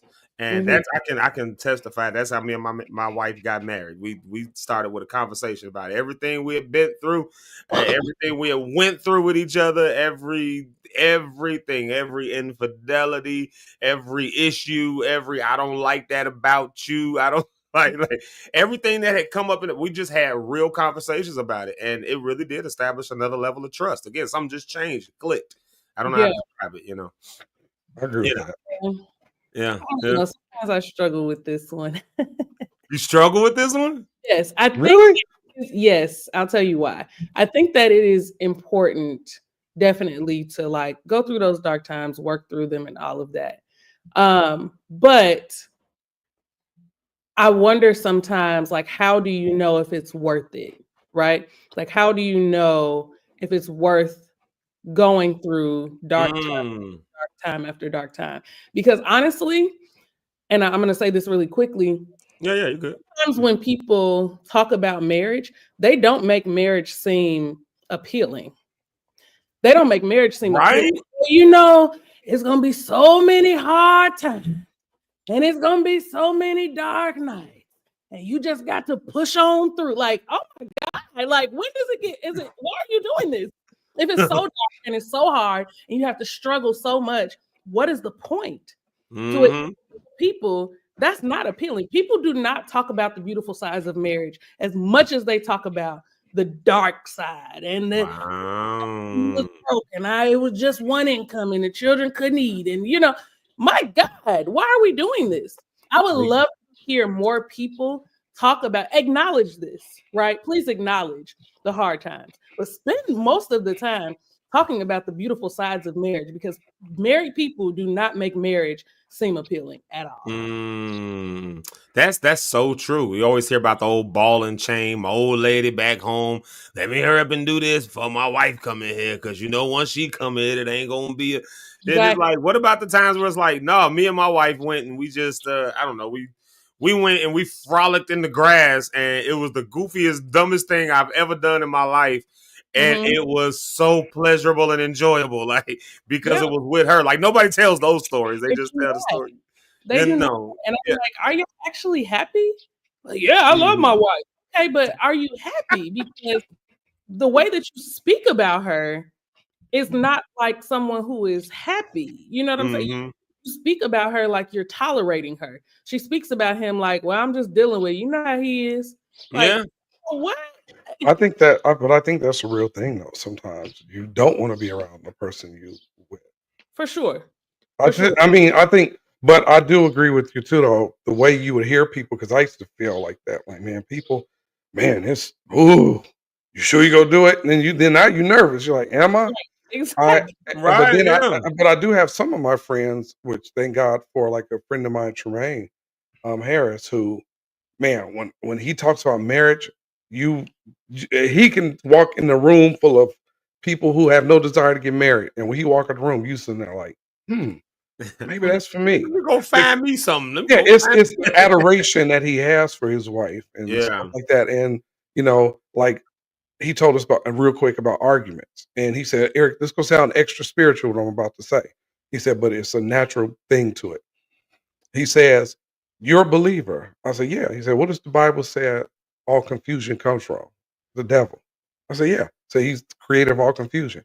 He said, "I apply that to my marriage, bro." He said, "We have dark times. So you're gonna have issues because you're people.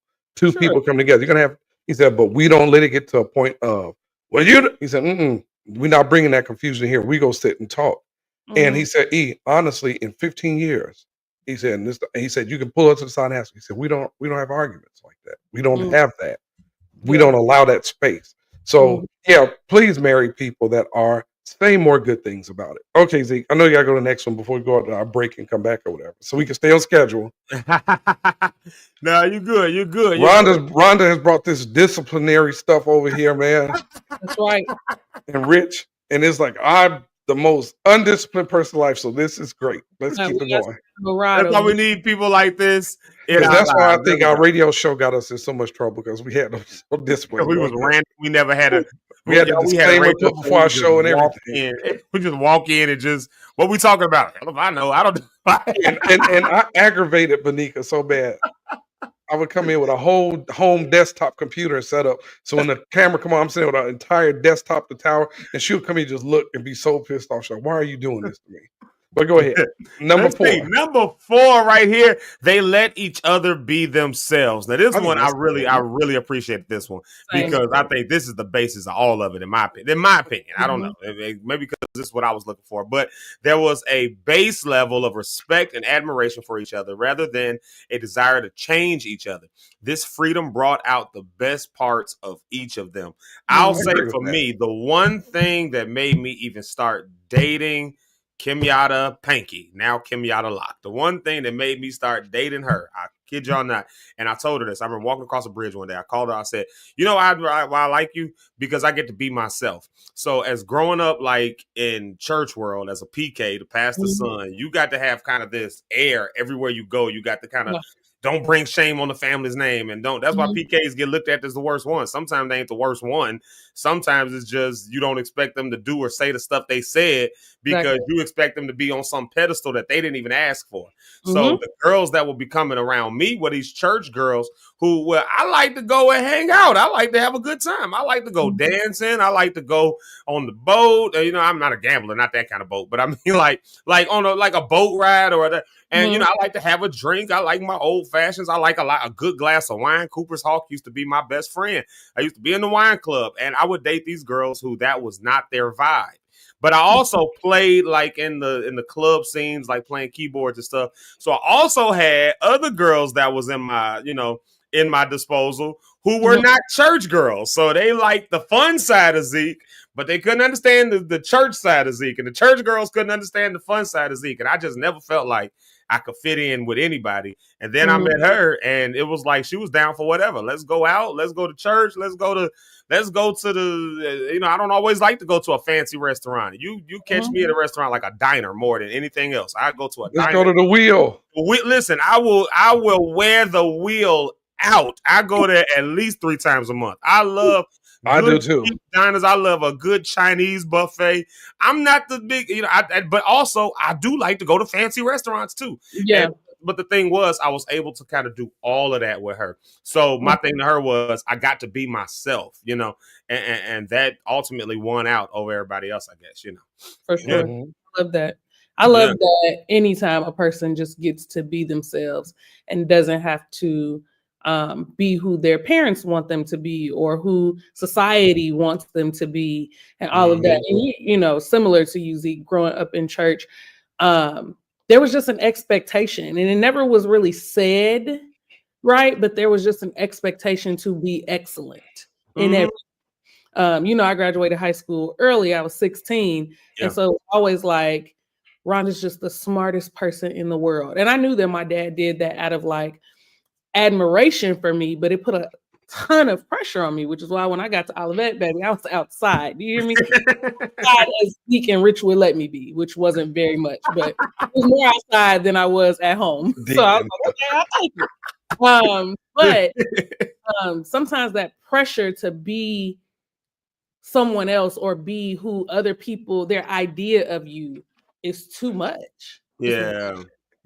So once you make that decision to be unapologetically you, it is the most freeing thing ever. And people who want to be around you, people who love you, they're going to show up. And the people who don't, they're going to go away. And it's actually better when it's that way. So, And you know what else too, Zeke, about that real quick?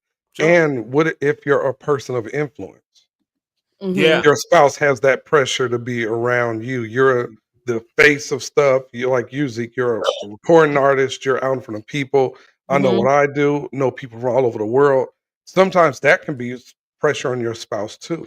Yeah. And you have to let them be themselves. Because like I said, I've been at events with you and Sticks come tap me on the shoulder. Hey, what's going on? Where's it? I'm like, when did you get here? You've been here. She's like, I've been here the whole while. I'm like, you couldn't have been here. I've seen this whole room the whole night. You're like, no, I was here. But just like Shantae, you all have married the right people who know this is him. Like, you know, he's up front. I know how to sit here and be. I'm here for him when he needs to be, and that's important too because your spouse can be that person that adds extra pressure unwillingly on you. Number 5. Yeah, but I will say this, and I'm going to write number 5 to piggyback on what you said because that also comes back to me. I talked a lot about how she let me be myself, but I'm learning even how to make sure, to your point, Eric, to let her be herself in those spaces because y'all know me. I come in the room and it's, hey, Zeke's here, everybody. What's up, everybody? And you're like, that is not her vibe at all. No. You're gonna be back in the cut, sitting down somewhere, just looking, just watching. Like, and I'm gonna be like over here with this guy, and over here with this girl, and over here with this person, and giving hugs over here, and hey, and then somebody and that's just not her. So that's me learning not to be like, man, you got to be more this, that, and that. You know what I mean? Like that's not her. A two-way street. I will say that much. It's a two-way street. Definitely. Here's number 5. They had difficult conversations, communicated regularly, were open to each other's perspectives. They didn't cope by avoiding or denying. Emotional regulation was present. So conversations rarely became explosions. That has not always been the thing that I was the best at. I will say that much. Holding. I hate being confrontational. I really do. I hate being confrontational. So much to the point that I'll bottle it in, and then when I do get confrontational, I get confrontational. So it becomes this explosion. And part of that is just my shyness. Everything, all this Zeke Locke is all an act at the end of the day. Like real talk. So, but I'm holding all this stuff in because I don't want to bring a bad vibe. I don't want to tell somebody, oh no, you shouldn't have done that. You shouldn't have. But then when I finally do, it's an explosion. And that can only be detrimental, I think, in a marriage or a relationship, because the best thing I think you can do is right off the bat be like, hey, that bothered me. Hey, I didn't like that, Yeah. And you can have a difficult conversation. It's just how you have it. Yeah. The tone of what you say and how you say it. You can't attack. That's good right there. That's important because I learned that when I was married. We used to have conversations and it was never a thing because she was vocal about, man, I'm not, I wasn't, and she would say that. That's the thing. We used to call each other out our name, not in a bad way. But she was like, nigga, look, I wasn't feeling that. I'm like, what you talking about? I'm like, what? And or same, hey, nigga, come here for a minute. I used to call her that, and she come walking up. I'm like, come here. And we used to say that to each other, but it was never a harsh thing. But we would do that, and it was, and she was one who told me, she said, dude, you have such a straightforward way of saying stuff to people. Now you're harsh the way you talk at times. You can't talk to me like that. Mm-hmm. I'm like, yeah, I can. And I'm like, yes, I can.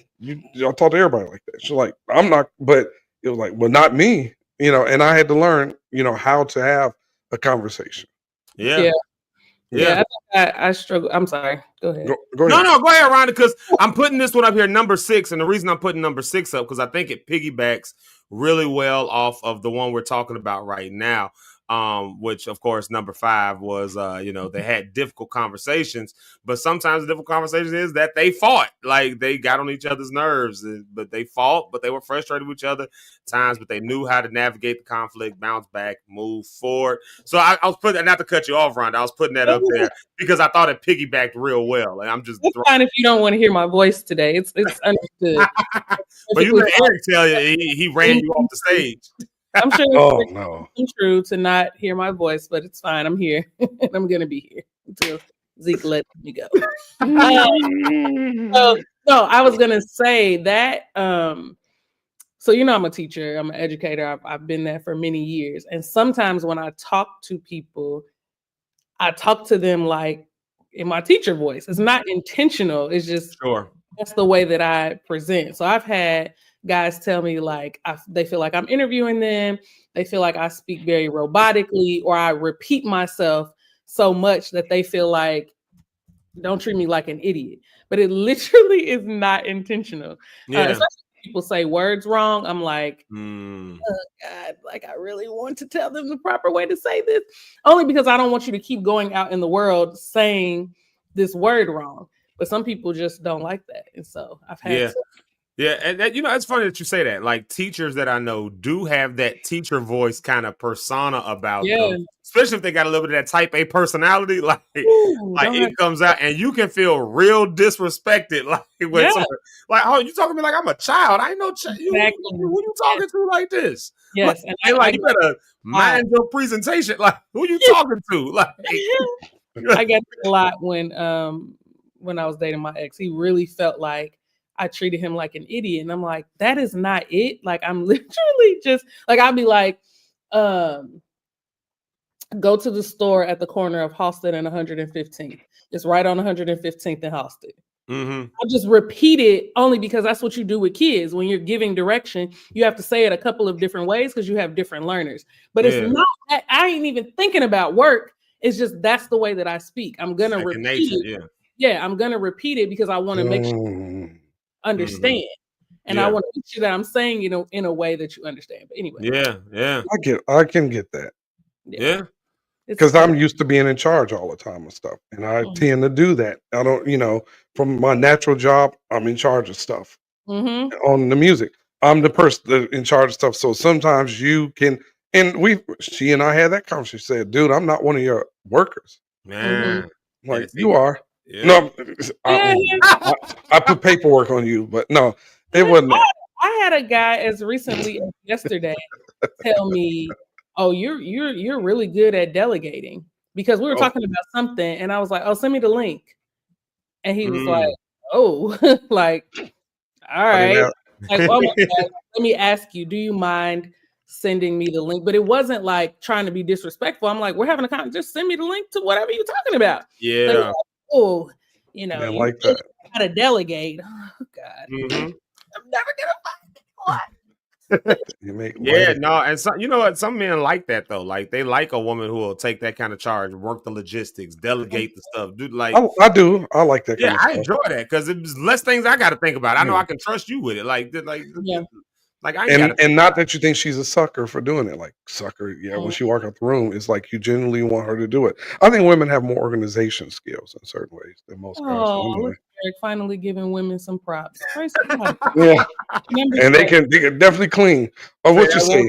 He said it won't last too long. Enjoy it while it's here. Enjoy sentimental Eric. They can clean up your situation. Here's the last one right here, the last 7th habit. And I wanted to hit this one because I really did think that this one was a real good icing on the cake to the whole thing. And this is the hardest thing. It piggybacks on they let each other be themselves, but this one says they made light of each other's quirks. And that is so hard to do. But here's the explanation. They appreciated and acknowledged the quirk in each other. Even if they were at times annoying, they made light of them and were never hypercritical. And that right there, to me, that just felt like the icing on the cake because like them quirks sometimes. I don't know, like I mean, like if that quirk is, for instance, I had a friend who had gotten married. And he was not a touchy-feely person. He didn't like people just be, and his wife, on the other hand, was one of the ones who loved to just do all like so they had to learn how to deal with that. His quirk was, I don't like this. Her quirk was, I love doing all of this. And they had to figure out some happy medium in there. But when you let each other have those quirks, then you end up with a happy situation. I don't know. Y'all got some quirks that y'all I think my quirk is I rarely take things serious. Like I really struggle to take. I posted a meme on Instagram that said basically like I have a very serious job, but I'm a very unserious person. That is me. Like I laugh at almost everything. It doesn't take me. So that is a quirk. I think a quirk that bothers me is people who are like overly sarcastic. Like I don't like it's fun. Like I'm sarcastic to a certain extent, but sometimes people are so sarcastic that it comes off as like you taking digs and you not like being so. I can take a healthy amount of sarcasm, and sarcasm also has a time and place, just like me laughing has a time and place. So we would definitely have to figure that out. If you're a super sarcastic person, we gonna be friends for a while we work before we ever enter into a relationship, because then I get to cussing him. Hey, Rhonda, he was just kidding. Well, y'all, there you have it. Y'all have the seven patterns that therapists have found out for couples who've made it. Hopefully those things will be beautiful for y'all, so that maybe as we're learning to as we're learning to live in this world of relationships, for me, and maybe I'm talking to myself, in this world of marriage and relationship, as I'm learning to live there, maybe those things will prove to be helpful. Hopefully they'll prove to be helpful. I also think that they can be helpful in platonic relationships too. Like Relationship Week is not just about romantic relationships. Exactly. Everybody on this panel ain't with nobody. We the only one here sitting here right now. So it definitely can apply to platonic relationships, especially about being friends with the person before you date them or marry them. Like some of these things can apply to that beginning stage of the relationship as well.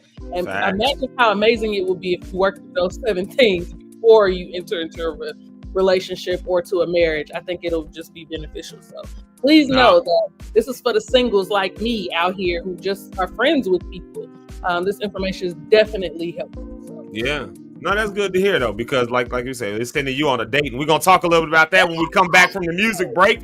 We're gonna talk a little bit about you going on a date and what your I won't say expectations, because maybe I don't know, maybe you got expectations, maybe you don't have expectations, maybe you just want to I just want to see what happens, and we'll unpack all of that when we come back here. But like you just said, this stuff is good for all of that. When you're even just having friends, even in work relationships, some of this stuff is good. You got to learn some of your coworkers' quirks, because some of your coworkers, you be like, man, F that Negro. But that's his quirk, and he's good at his job, which is why he got that job. But I can't stand that little quirk he got, because if he says that's what she said one more time, right? You know what I mean? So or if he eats a piece of tuna fish one more time, if he bring another tuna fish sandwich in his office, I would scream. Tuna fish sandwich. Oh my Lord, yeah. Let's do this. Let's take a quick break, and then we're going to come right back with Miss Rhonda as we talk a little bit about her date, and then I'm also bringing to the stage my wife. I'm going to bring her to the stage and let her maybe embarrass me a little bit. I don't know. We'll see. That's probably what's gonna happen. She's gonna tell some story about me that I don't want you Negroes to know, and I'm gonna be embarrassed. And so I'm gonna have to Oh, Zeke, is the show ending with any stories today? It might. I'm in a better mood today than I was yesterday. The mood I was in yesterday. For those who didn't watch the show, and then we're going to music break. Me and Eric had this plot to I was going to tell everybody this story at the end of the show, and then yesterday I started the show, and I was just like, look, y'all. If you didn't see the show yesterday, this is how I came on with a wife beater, a bandana. I was like, look, y'all. StreamYard done pissed me off. Y'all. I felt like Kanye. Y'all should be grateful I even showed up to this. I felt like that.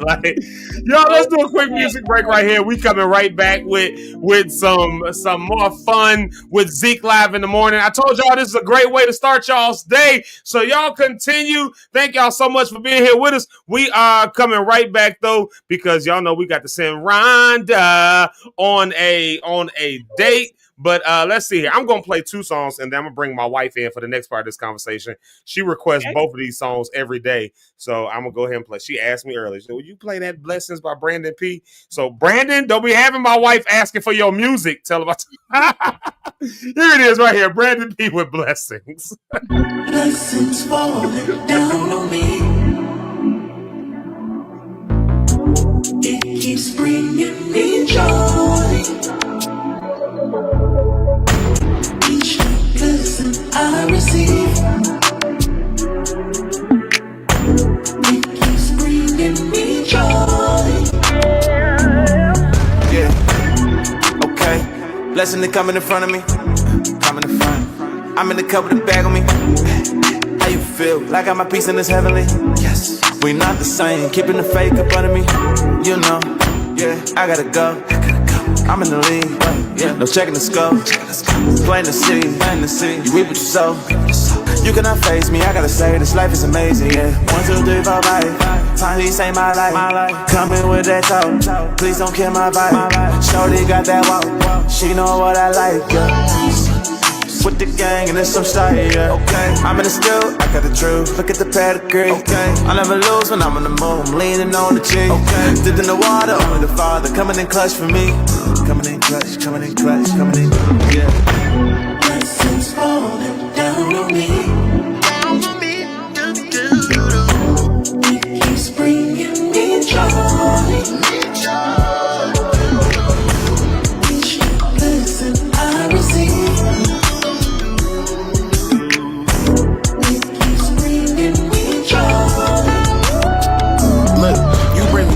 Yeah, you problems I avoid. Why would I give up my core? Belief in you gon' change my world. Make me feel like I'm the world. You, well, maybe I'm not sure. Just make me your little vessel. I won't wrestle with you, Lord. I got all these blessings raining. I'm gon' need a new umbrella. We don't do that stressing, baby. Faith gon' work in any weather. Yes. Once I gave him all of me, I just hit the Hall of Fame. We take Jesus over shame. Got no limits, but he not damn. They say no, I'm still a saint. Yeah, I got a lot to prove. Fill my life with room. Yeah, I got that tune. Yes, I couldn't help it, my confession. Tell him I'm about to bloom. He wrote me up from the womb. Blessings coming soon. Blessings falling down on me. It keeps bringing me joy.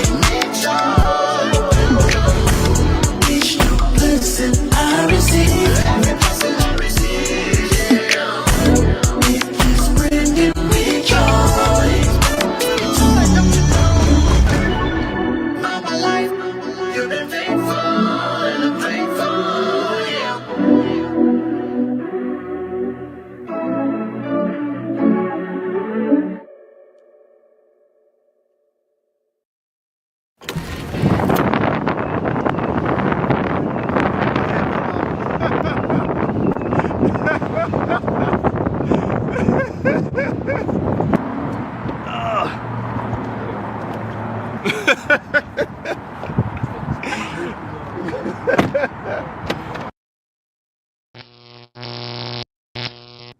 Can I get a green light? I want everything you promised me, Lord. Sometimes it seems like it's taking way too long trying to decide. Should I stay or should I move on? Wanna be right, so I'm moving out your green light. Can I get a green light?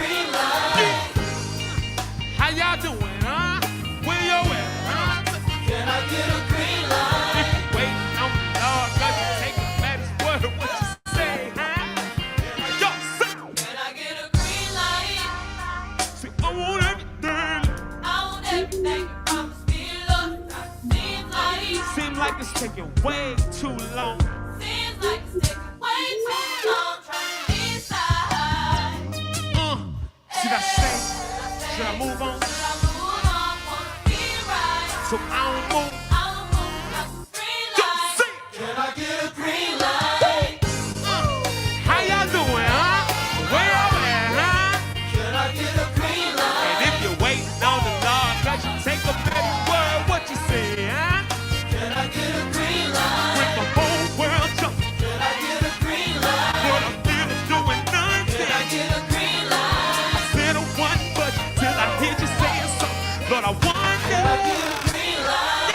Yeah, 'cause I'm moving to your life, place. But I'm moving to your life, place. So I'm moving to your green light. To your green light. To this place now. Altos, say. Come on, Altos. Flip it.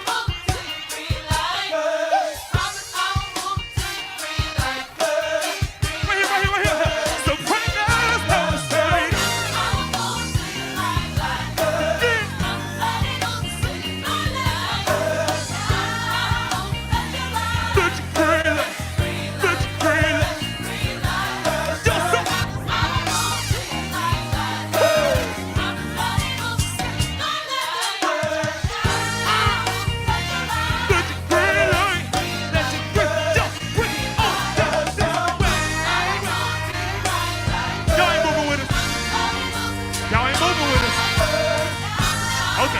I feel you. If you really into that thing, see the script. Everybody, soprano set. Everybody say it one time.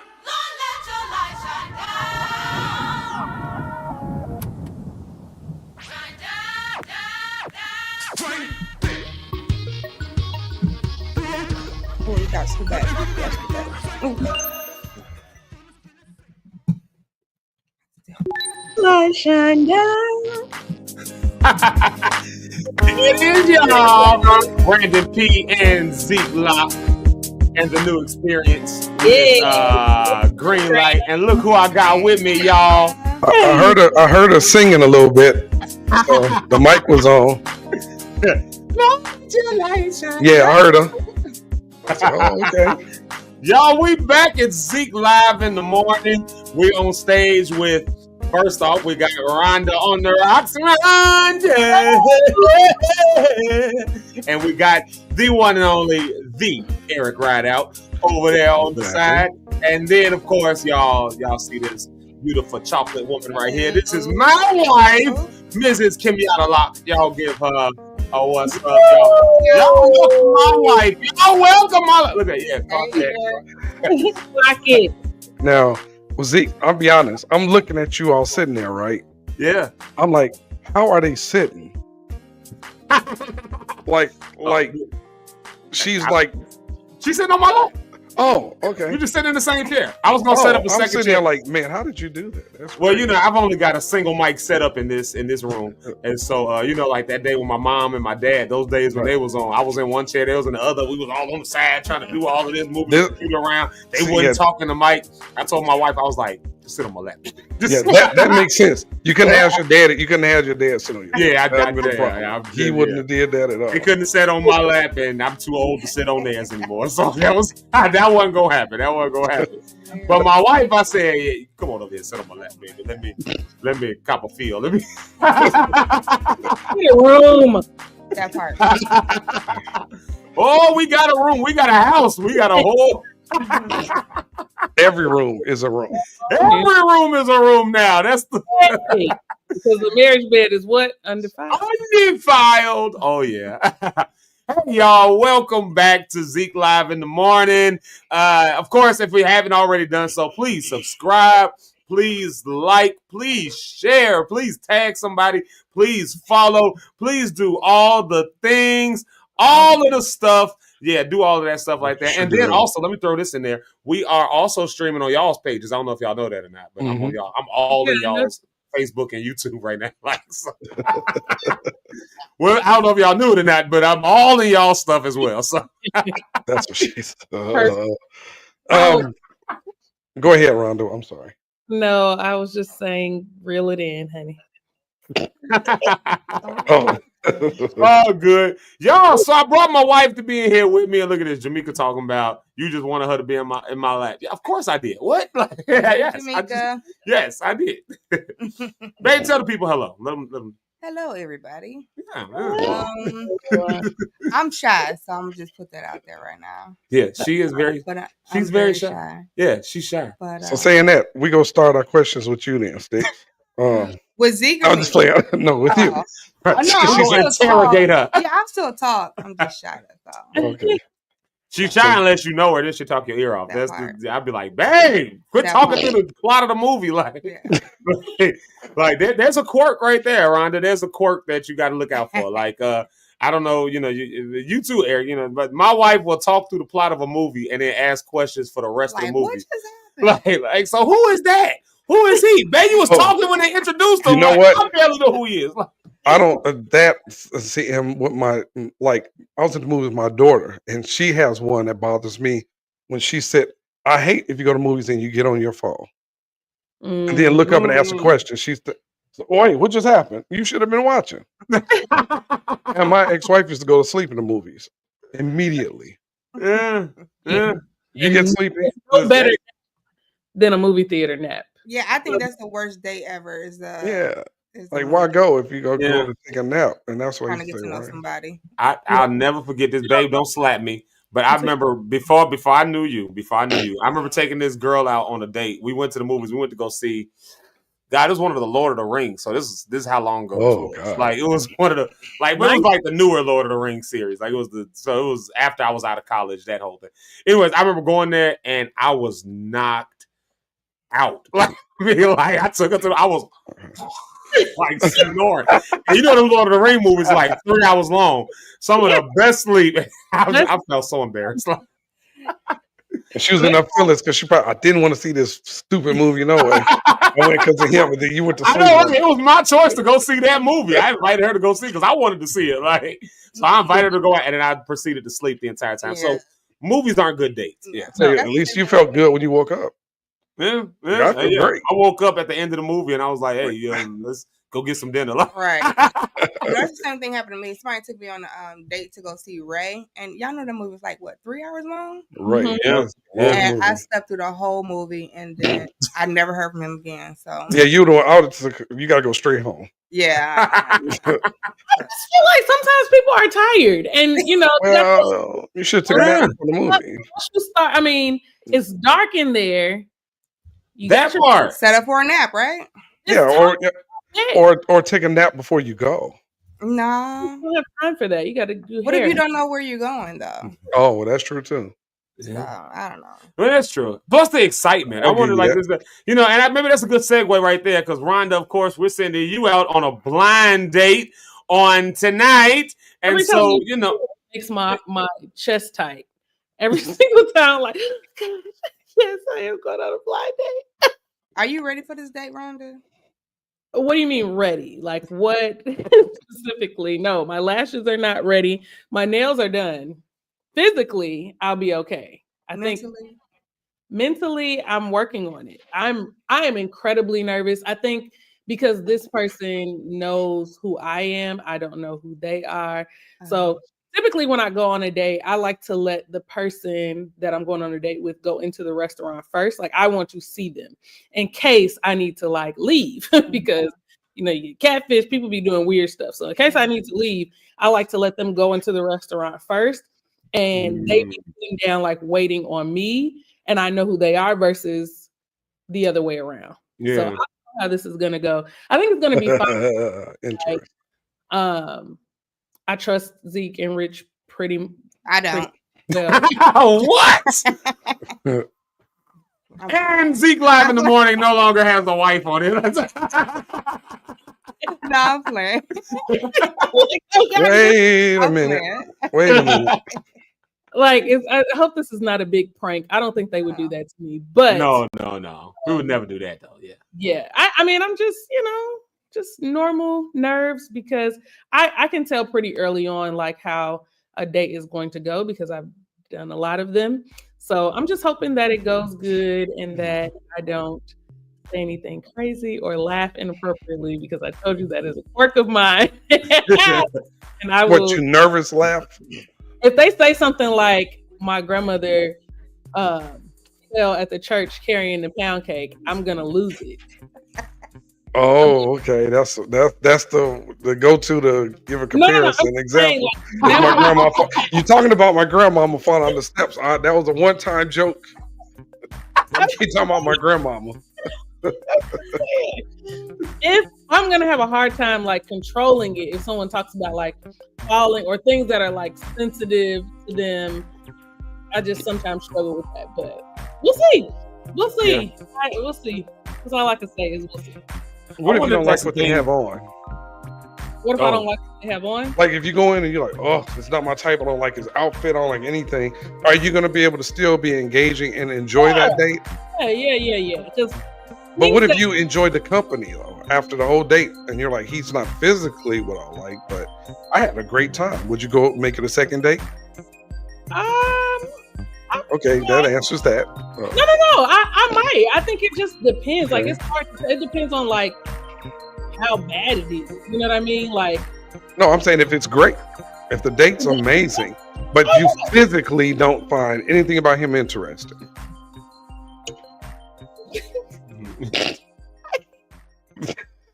And on that, we go to music break, Zeke. Let's leave that there. Let's leave that there. That's so extreme. Like, why would you say that? If he's watching, sir, you better be right. Said Like- nothing at all. Like, It's nothing. come in with your hair like this, pulled this way, and Like, you go on a second date with somebody when nothing about them is physically attractive? Nothing? Well, for me, and it's There's your answer. There's your well, answer. something was physically attractive. I was really, yeah. Yeah. So now the reason, Zeke, which would have been funny if we would have left some awkward silence at that point when I asked her that and not saying nothing. So you still didn't answer the question though. I think it depends. It's hard to tell. On what? What would be a factor for you to say I can't?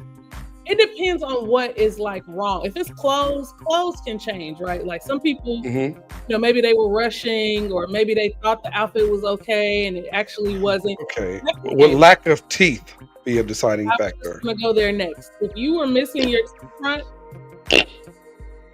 I'm gonna struggle. If you're missing any of these four down here, I'm gonna struggle. If the ceiling is missing and you haven't committed to just What if he's like George Jefferson? I was going to ask it. That's where I was going. What if they got dreadlocks? Right? They got really long, like Stevie Wonder. They got really long dreadlocks. They had it for a long time. But this part right here is just... It's pushed way back. It's just not there anymore. But they can't let this go. You know, we're going to talk about commitment during the date. Like, why do we choose to commit to certain things and like not let some things go? If that's his look and he feels like this, that's fine. And it just ain't for me. You understand? It's not for me. Like, there are men who say, I don't like women with all them lashes. And that's true. I'm never not going to wear lashes. I'm going to wear lashes for the rest of my days. That is my plan. At least as it stands right now. So then you don't like me, and that's okay. Like I don't expect a person to change for me, just like I don't expect people shouldn't expect me to change for them. I like lashes. I don't feel like they're obnoxious. You may feel like they're obnoxious, but that's for you. Let me ask you one more question then. So say everything physically you seem like, oh, he's a good looking guy, blah, blah, blah, blah. And he got his sunglasses, take them off, and his eye is over here. Just one. Not both eyes, just one is in the corner. Could you go out with him again? Yeah. If you could go think of your ideal man that you think, an actor, somebody you think is gorgeous. He walks in there, and he takes off his glasses, and this eye is over here. Like Forrest Whitaker, little, and it's over in the corner. And this one normal. Can you go out with him again? Yes. Maybe. I don't know. It depends. You have to. Wow, she's superficial, people. I'm done. It can't just be looks, right? Looks fade. Beauty fades. The Bible tells us that. Beauty fades. That's what I'm saying. Why you wouldn't go out with George Jefferson or with, they beauty faded. You said beauty. I caught you too late. Right, beauty fades. Like you ain't trying to catch nobody whose beauty is already faded, right? That's all I can say is I'm going to do my not best. the mamas in the comments. She said lazy eyes need love too, Rhonda. You said an 8 head instead of a 4 head. Could you do that? An 8 head instead of a 4 head. That's a mighty. Eric, your mama, we see where you get it from. What if his shoes is turned up? Shoes are turned up. That's a problem. Turn them down. Turn them down. I don't want to. Shout out to my cousin Celia. And then shout out to gospel recording artist and Stellar Award winner, Amethyst Moye Turner. Amethyst, right? Huh? Yeah. Grew up with Amethyst. You grew up with Amethyst? Amethyst and Angeline, yes. Oh, come on. Yeah. Stellar Award winner. Oh, yeah. Oh, yeah. Dope. Oh, yeah. We got to do something So, together. Rhonda, this is funny. I got a lot of questions, but I'm gonna leave you alone with that one because I was just wondering what's gonna be your criteria to say I'll go out with you again, buddy. Let me say this. I don't necessarily have a criteria. I don't necessarily have a type. I like black men. I prefer a black man who is taller than me. I'm 5'7". So it doesn't take a lot. Most men are taller than 5'7". I'm sorry, I just thought of something. Go ahead. Bring Rich up. I'm listening to you. I'm just saying, you said most men are. I'm just saying that. What if he's everything and he's like 5'5", but he's genuinely a good guy, and he's everything that you like. He's just 5'5". Does he still get a second date? I don't know. Here's another one. What if he's not funny? That's not gonna work. Okay, I'll give you that. I mean, at least laugh at my jokes. My God, like if he has if he has like Jerry Seinfeld style humor. There's too much pressure on me right now. Okay. All right, where's too Rich? much pressure? Too much. Y'all, real quick, let's do this. Let's bring to the stage the one and only Rhonda, as you call him, the Pastor Rich Holmes, to help us weigh in on this conversation. He's a veteran in the married game. Who you say? He's got some advice for us. Let's do it. Y'all give it up for Pastor Rich Holmes. What's up, y'all? Hey, that's not TD Jakes. Nah, not at all. Somebody say it's a pastor coming up. No baby oil. Hallelujah. Hallelujah. Let me do this real quick. There we go. Hallelujah. That's everybody doing today. All right. Everybody leave. What happened? Hi, Rich. I don't know if y'all missed it. Eric throwing some slack. Oh God, this dude said baby. That's something about TD Jakes. Who's that? Who y'all said ain't no baby oil? Yeah, that's what it was. He said no baby oil. Hey, y'all don't talk about my bishop. I ain't talking about nobody. I'm just letting the truth be known. I didn't have no baby oil. I don't know if anybody else had any. I don't know. But I didn't have it. I love it. I didn't have any. Oh, Jesus! Okay. What's up, Rich, man? Woo! Y'all all right on this relationship week? Not at all. Ooh, I hope everybody who had exposure to that baby oil is all right. That's what. Oh. Leave the baby oil alone, Doc. That's for you and your wife. Y'all enjoy the baby oil. Y'all enjoy all the oil y'all need to make things slip and slide. Huh? Come on, somebody. That caught me off guard, Doc. That one legit caught me off guard. It caught me off. I didn't know that was my first response. I'm sorry. Still saved. I love Jesus. I just didn't want to. I love Jesus. He's my savior. When the storms are raging, he's my shelter. Hold on. Thank you for oh Lord, Rich, welcome to the show this morning. You have a new face here. We got a new face.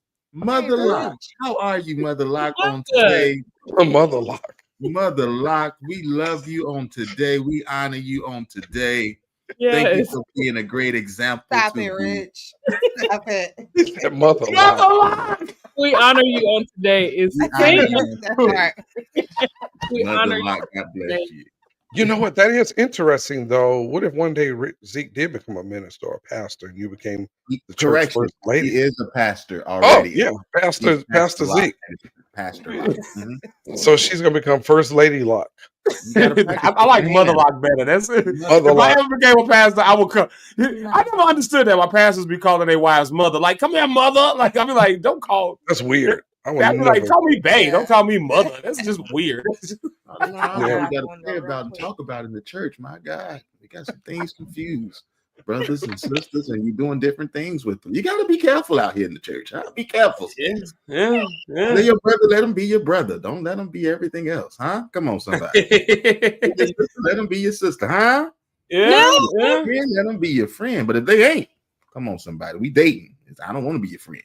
I'm Hey. trying to hang, see what's going on around here, huh? I love Yeah. Can I get a witness? Oh, Yeah. let me see. Can I get a witness? Oh yeah. Sorry, Yeah. I got my God shirt on today, so I'm really on 10. Just got my workout in my God shirt, so I'm ready. Hey, come on, workout. Yeah.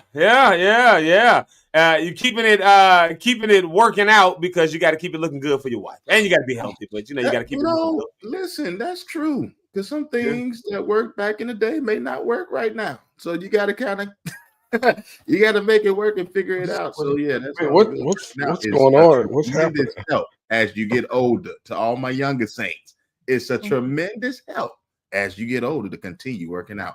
My God. Yeah. Amen. What kind of workouts are y'all into? Like, what do y'all do? Like, You so want it's me to lead summertime workout? for me. Oh, okay. Yeah, well, I'm saying for me, it's summertime. I'm gonna start running again. Like, I'm gonna start going back to the beach, running. I do that sometimes, around here. What's y'all's thing? What's y'all's go to? So Mine is I really just got. lifting. Well, go ahead, Eric. No, go ahead, bro. Go ahead. It's strength training for me. Everything is strength training for me. I mean, I try to work on the cardio. With my cardio, we do walks and things like that in the morning, and it kind of helped me out with my prayer time too. Kind of do all that at one time. But Yeah, I'm absolutely. into strength training. I never was a big strength trainer. I always was told about I'll walk on the treadmill, I'll run. I ain't lift too many weights. But oh my God, since I've gotten older and been married, I have found lifting weights, not eights. Lifting weights is like the tool to the fountain of youth. I'm telling you, man. It You get is. stronger and stronger. It's great. Yeah. I know y'all like this. This is a newfound revelation. I'm like, for me, yes. This is amazing, and I'm seeing the results. And that's a big thing about it. Yeah. I like to walk. I'm not like really into working out. It just doesn't like get me going. Like there are periods of time where when I do work out, it feels great. It's wonderful. I really, really enjoy walking. But I don't like the gym. Like when I go walking, I like to walk outside, nice out, and like feel the breeze. I can take my dog. He can get some exercise. I like walking with friends outside because you can, talk and gossip and all of that stuff. But I am going to commit to at least doing 3 days in the gym. I'm not gonna say when. I'm just gonna say soon. So y'all hold me accountable to that. We holding you accountable. Yeah. Yeah. So, but I do. That's what I did mostly for Rhonda on the Run challenge. I did not run. I don't run to the bathroom. I don't run to the grocery store. I don't do any running. I run this mouth. I was gonna say, all I run is his mouth. I run in my mouth. That's about it. And run up my credit card. Other than that, I don't do any running. Yeah. But I do enjoy walking quite a bit. Yeah. E, you be working out or no? Oh yeah, man. I do the cardio workout and lifting weight. Yeah. It's the gym inside of the complex, so makes it easy, man. Makes it easy. I didn't think I would like it, but the best way for people trying to lose weight is lifting weights. It's some of the best ways. Yeah, sure. You burning the. Mhm. Yeah. And I do the ones in this, and that's why the gun show is becoming more and more valuable here. Oh, I would like a man that works out and lifts weights so he can lift me up. Wow, what are we talking about here? Where the eagles fly. Hey, listen. Mountains high. So I will say where she belongs. Come on. As a married man, I can definitely say that is some of the best working out in the world. Well, I'm not going to talk during this portion. Yeah. I think my mom is watching. Because Rich, your wife is coming on too, right? For the next segment. Yeah.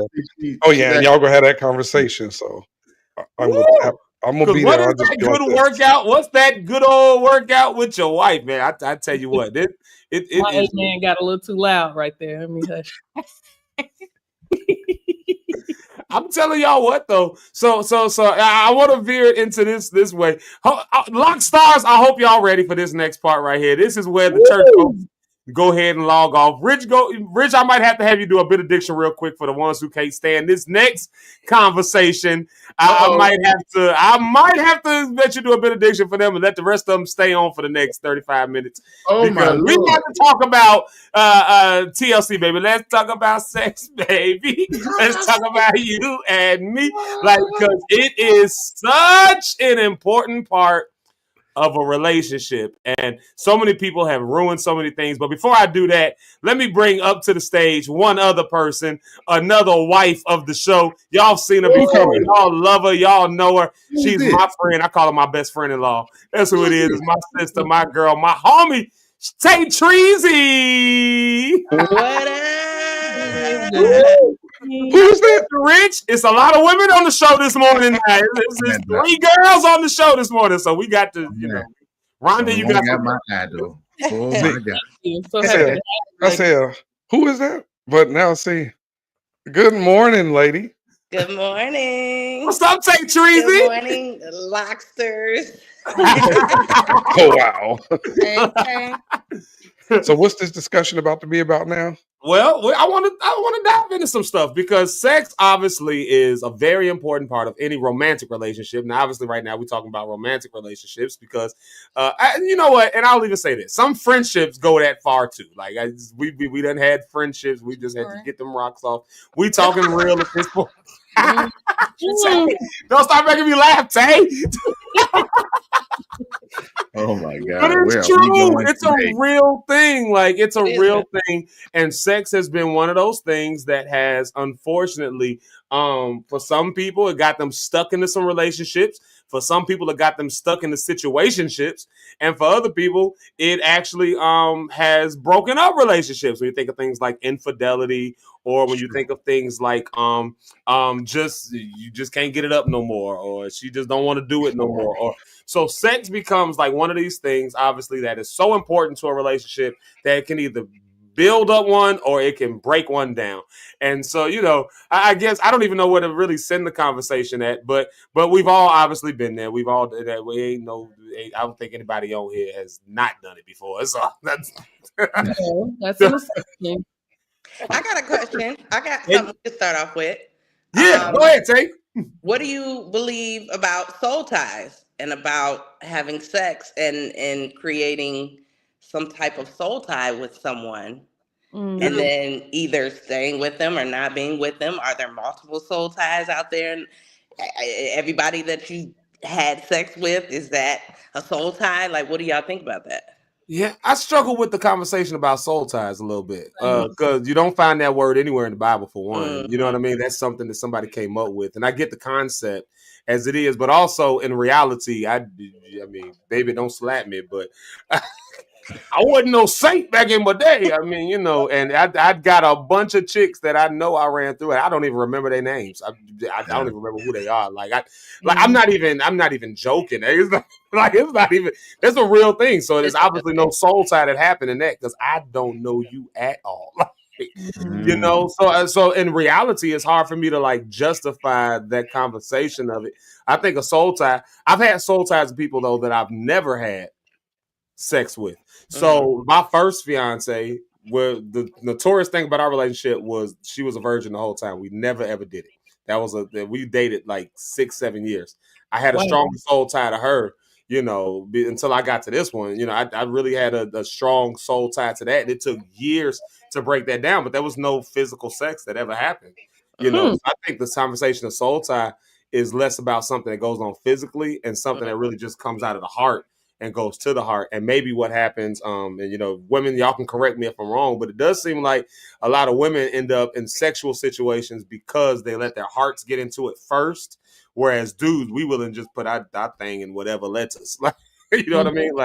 So we have less, I think, of a, I don't know, we have less, it seems like, of a bond spiritually and mentally with someone before we have it. We just want to get our rocks off. And a lot of times, ladies, at least it's been my experience, they have the heart involved first. So now I done gave you myself physically, and now you just ran through me, nigga. What's that about? Like, you know what I'm saying? So I don't yeah, I do think that for women there is a lot of emotions in sex, but it doesn't necessarily have to be with the emotions don't have to be about the person you're having sex with, right? I think that I could be mad at my ex or somebody that I recently had a breakup with, and that's where my emotions are.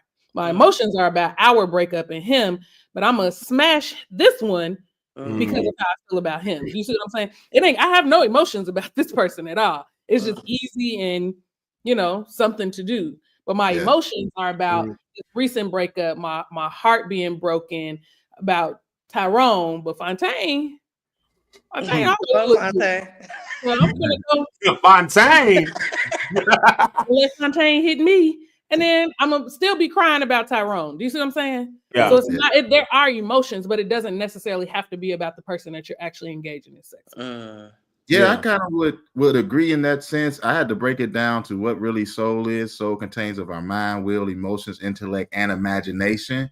So, and then I have my body, which is my physical. So yeah, I can definitely be present in the physical, smash and do everything I want to, but not allow my soul to be anchored to somebody else or tied up with somebody else. So yeah, I don't know how I feel about soul. I think it's more of a mental thing than it is physical, though. I definitely. Yeah. That's so true though. Like the that again, that physicality, it's been so many times where, like, again, it's just like Rhonda just said, something to do. Hey, like it was after the club. I was playing the club. They gave us drinks. We had drinks. We did out there, and then I just need to get my rocks off, and that just happened to be the one that said okay, like and then I don't remember them after that. Like, you know what I mean? So I think that happens. But here's what I did find out. Again, something just changes when you get married. And maybe Tay and Rich, y'all can speak to this, I guess, and help with this part of it. When you have sexual relations with people, obviously, it wasn't fun. I ain't gonna act like it wasn't good. Otherwise, I wouldn't do it.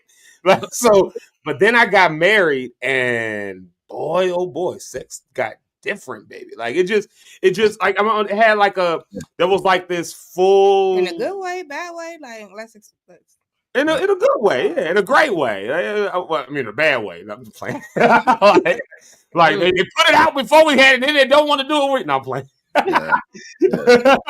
No. It changed in a good way, in the sense that it was like, now what we're talking about with the soul tie thing, like it became a tie in the sense that spiritually is like a link that happens.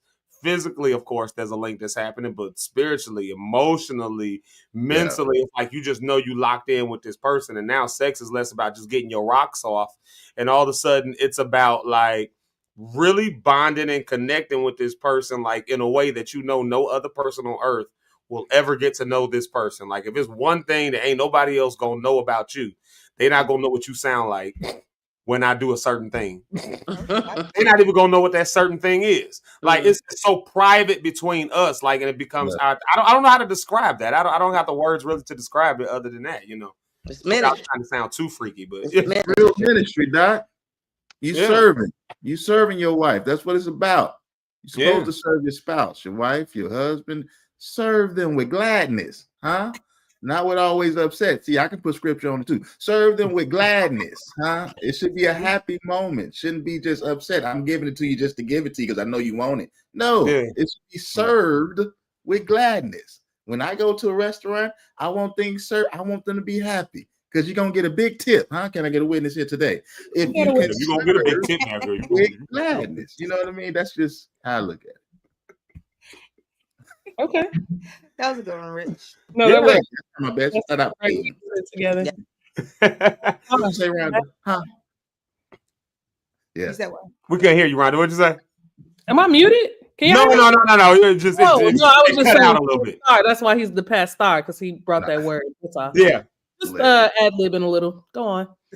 Yeah, no, I'm just really big. And I think the more, and I talk to our church community and then others who just in relationships, of course, we talk about this being for marriage because that's just what I believe. But for those that's being real in this life, that's important in relationship. I see it as a husband and a wife, meaning male and female, them being together, they should be ministering to one another and making sure that each partner is satisfied. What is it that you like? I may have to change a few things, but here's some things that I like. You may have to change a few things how you do it, but we're open. Communication is honesty. It's a safe space because we got to get this thing together. Some of the most reasons why people have fallen out of relationships is because of sex, especially in a lot of places, in a lot of areas. But that's one of the biggest ones. Yeah, let me ask you this question then, because y'all veterans at it now. Y'all been together going on 9 years this year, right? Like, Praise so the y'all Lord. almost I remember being there. And it does not feel like it was that long ago. That's the crazy part. Like, you remember our parents used to tell us, like, oh, 9 years ago, that wasn't that long ago. Like, nigga, that was forever ago. Now here we are in 40s and going 9 years ago. That was like yesterday. Like, you know what I mean? But, you know, in that time frame, have y'all ever had to have some difficult conversations around sex? So our bodies, we all hitting our 40s. Rich, you tell a famous story about how you fell off that four-wheeler, like, and your body did not recover the way it was supposed to. Like, things change in the body. And I'm noticing, you know, even in myself, some things have changed. I think we both can say that. And it's been some times where it was, you know, what it used to be ain't what it is no more. So we've had to change with it. Like, you know, I can't expect to. All right, I'm being a little saucy here, y'all, but I think we all adults in the morning time on Zeke Live this morning. But I might not be able to pop them legs up and flip over and fly across the room no more. I can't physically do it no more because I'm tired. She can't take it no more because her leg hurt. Right?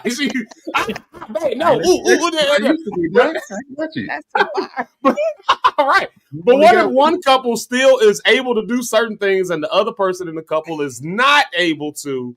How do you how have y'all learned, especially being married now this amount of time, how have y'all learned how to navigate that, you know, to navigate that kind of thing? Go ahead, wife. People like to hear from a woman in this time because men, we can act like we got it. I'll be honest and say we're still learning. It's not something that, you know, I don't think anybody has mastered.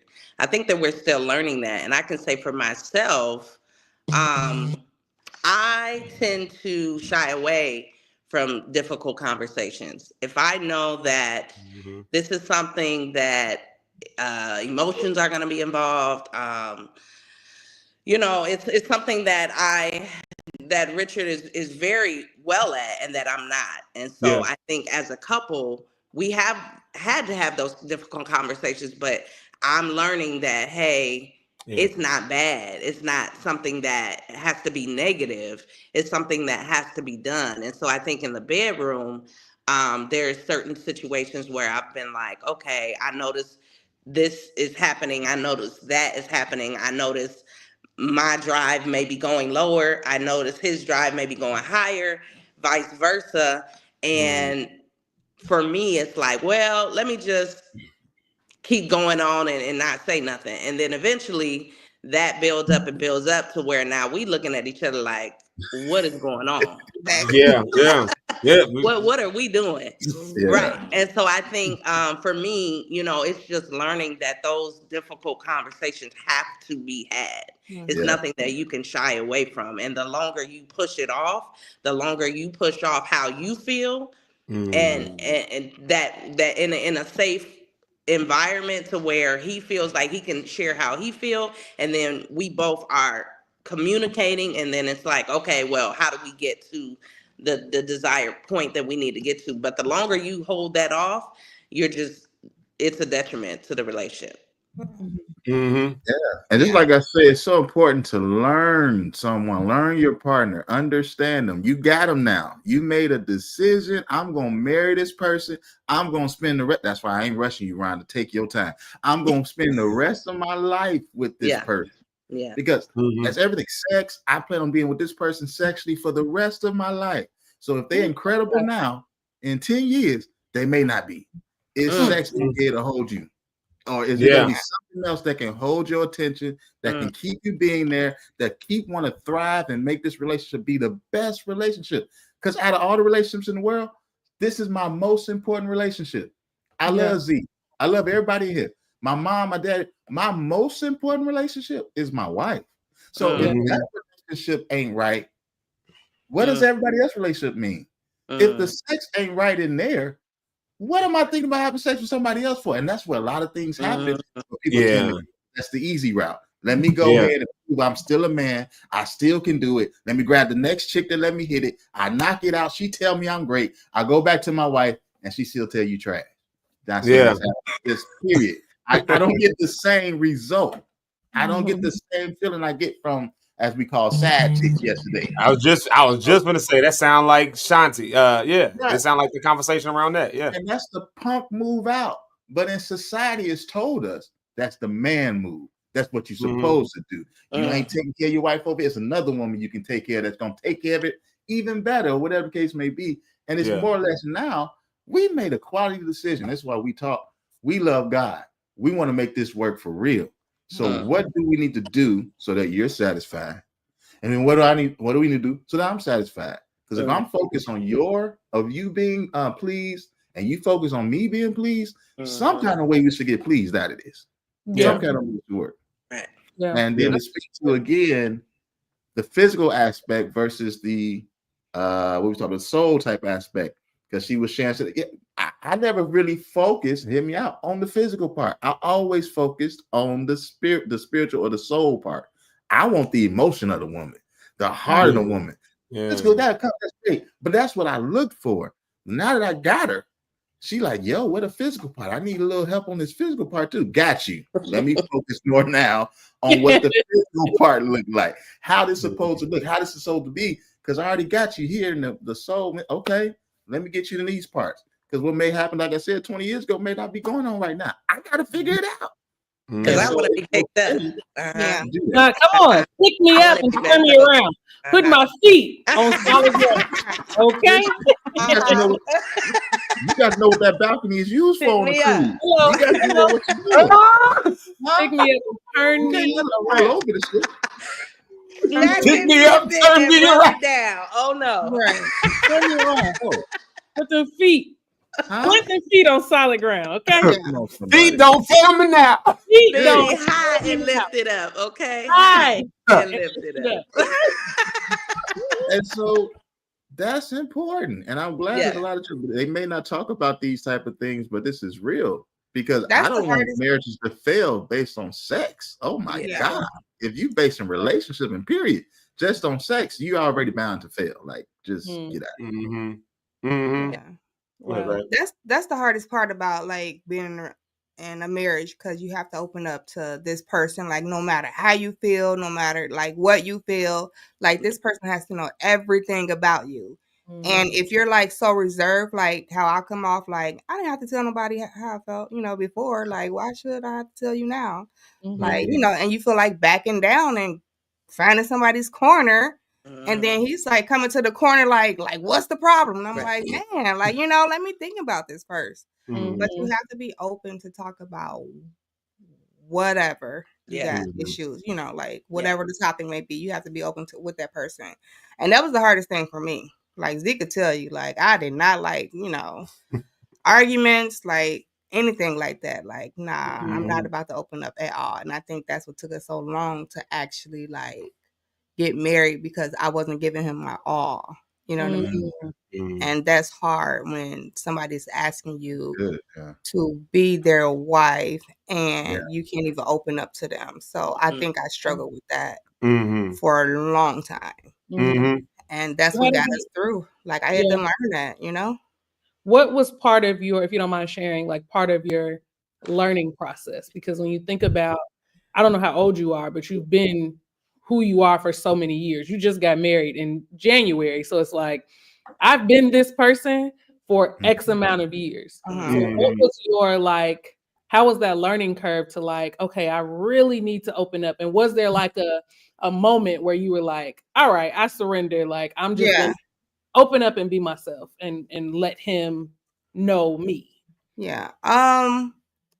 The hardest, well, the learning process for me was learning how to open up to people, period. Like I'm quiet, I'm reserved, I'm like, I'll find the corner and be okay.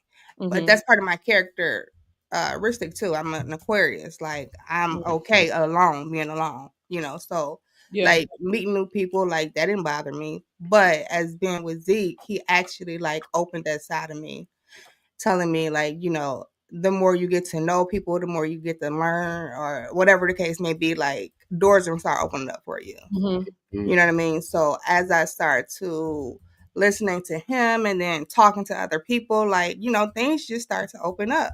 Yeah. So I just had to learn, like, I just need to open my mouth.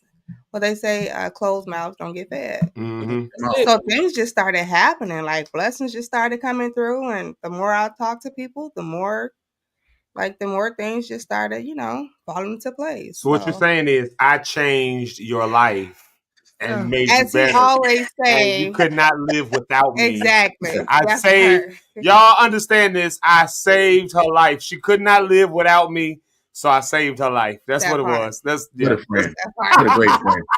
What a great guy. That What a part. great guy. I mean, And that's why I married him. yeah, again, I'm the most humble person you know. There's nobody more humble than I am. Nobody has more humility. So I don't like to talk about the great things that I do all the time, even though they're greater than everybody else. I'm too humble to talk about it. But one of the greatest things I've ever done was save this woman's life. And, again, I'm too humble to talk about it. But if it weren't for me, she would not be alive today. That's all I I mean, I don't know about being alive, but Let me ask y'all this. What a waste. I love this comment Jamaica even said, because I was thinking about it. In marriage, what you've seen, I know you guys just January. What have you seen in marriage and relationship that's taught you about yourself that your spouse has probably taught you? Like that you can see something from yourself that she's spoken or that he's spoken to you. Yeah. Like in a way that in a way that's changed us, or just in a way that we just didn't notice that we had it in ourselves. Yeah, like, that you didn't even notice, and she was like, "Yo, this about you." Like, you know what? You're right. Yeah, that has helped me, or maybe it's helped you to want to change or be better or something. Just what have she maybe have said to you, or vice versa? I can be a little harsh sometimes. I feel like so Rhonda said this earlier about being like a teacher and going into that teacher mode, that kind of where you approach things a certain way, you say things a certain way, and it ain't because you're trying to be disrespectful. It's not because you're trying. It's just naturally inside of you. So like if I'm in like creative mode, for instance, and y'all know me, I disappear. Like I'd be locked in here in the studio for days at a time, and like my brain is just there. So she'll be trying to talk about other stuff, and I'll be talking about because I'm writing a song right now. So I'm talking about, I don't know, why the rain is falling in China and how that connects to the rain that's falling in the rainforest in Brazil. And now how God is so big and vast. And now I need to write a song around this. And then she'll start talking about something else. And I'll be like, babe, I ain't trying to think about all that right now. I'm trying to figure out how to connect these. And like, I can get a little harsh in that sense because I'm just in my own world. Or if I'm building up on something. So I can sometimes speak to her in a way that is probably not beneficial or helpful to anybody's situation. But again, it's not because I'm trying to be disrespectful. It's just my brain is here right now. And so her like kind of making sure I understand and know that, figuring that, like her telling me again that, that I'm that way. Because otherwise I don't think I'm that way. As an artist, it's kind of like, no, that's how artists are. That's what we are. Like, you just gonna have to take it. And she's like, nah, nigga, I'm your wife. Like, so it softens me up in that way and makes me have to think about things in a different way. And, I would have never thought of myself as a harsh person, but sometimes I can be a little harsh. I get it. And, that's real conversation we've had to have. Yeah. Yeah. What you got, babe? What have I changed in your life besides saving your life? Like I just said, like opening up to people, being nice. Well, I'm not gonna say be nice because I've always been a nice person, but you just have to get to know me first. I'm just not like Zeke. He will walk in the room and he will take the whole room to where I will walk in the room and find a corner and be okay. Yeah. And if somebody comes say hi, then we might pop off a conversation, but it might not last long, or I don't know. But the thing is, like, I hate for people to talk about my illness. That's one thing. Like, don't, like, if you want to hold a conversation with me, like, let's not bring that up first. Let's talk about the outfits we have on, or, you know, something out the ordinary. Like, don't bring my illness first, because I feel like that's like a crush, like, not like a crush, but like a crutch topic to like open up a conversation with. That doesn't define me. You know what I mean? So let's talk about some other things, and then it may slip up into, you know, what I've been going through or whatever the case may be. But just opening up to people, like, he's really, like, I've really learned that in my relationship, to open up and just be, you know. Yeah, that's right, babe. Sing my praises. Keep singing my praises. There we go. No, but in real life, for Oh, real. glory to Zeke. And I do, like, or I used to suffer from, like, talking to people. Like, that was real for me, you know? But now it's like, okay, like, if I want to see things happening, or if I would just want the energy to be different in the room, like, I can change that. You know what I mean? So, Yeah. What about y'all though? I mean, because y'all been at it, you know, y'all been at it. And so, you know, there's been changes. They say every 7 to 10 years, people change their absolutes. Like you know, your body changes, your mind changes, all of that. And so y'all have now had this first passage of over 7 years. You're in that 7 to 10 year range. What things have changed for y'all? What should we be looking forward to down the horizon, I guess, you know? I'll say one thing that he has enlightened me. Actually, Come on, enlighten. I know, right? They singing our praises today, Doc, ain't they? Well, I will say I'm a perfectionist. Everybody who knows me knows that I like things to be a certain way, and I want to give my best. Now, I want to feel like everything that I do is to perfection. I think that being with Richard has helped me to understand that I don't have it all, number one, but it's not a bad thing. And that I have to learn how to take criticism, but constructive criticism, in a sense where it's like, no, babe, you saying this, but you doing this, or you need some work on that. You know, and to get out of my pride and to be like, you know what, you're right. I think that that's my number one thing that's like, ooh, that cuts to me. It cuts. Like, what you mean? I'm not perfect. What you mean? I'm not the perfect wife. I'm not the perfect mother. I'm not the perfect worker. I'm not, you know what I mean? Like, who are you? How dare you? And Keep talking, Tay. Keep talking, Tay Treasy. Yeah, you know, I'm like, how You dare ministering to certain people today. But at the end of the day, no, this is your husband. This is someone who, you know, knows you in and out. And so if he's saying things that are like, no, I want you to work on this. Hey, this is what I've noticed about you over all these years. I need you to work on that. And taking that pride out and being like, you know what? Yeah, let me work on this. That's my number one.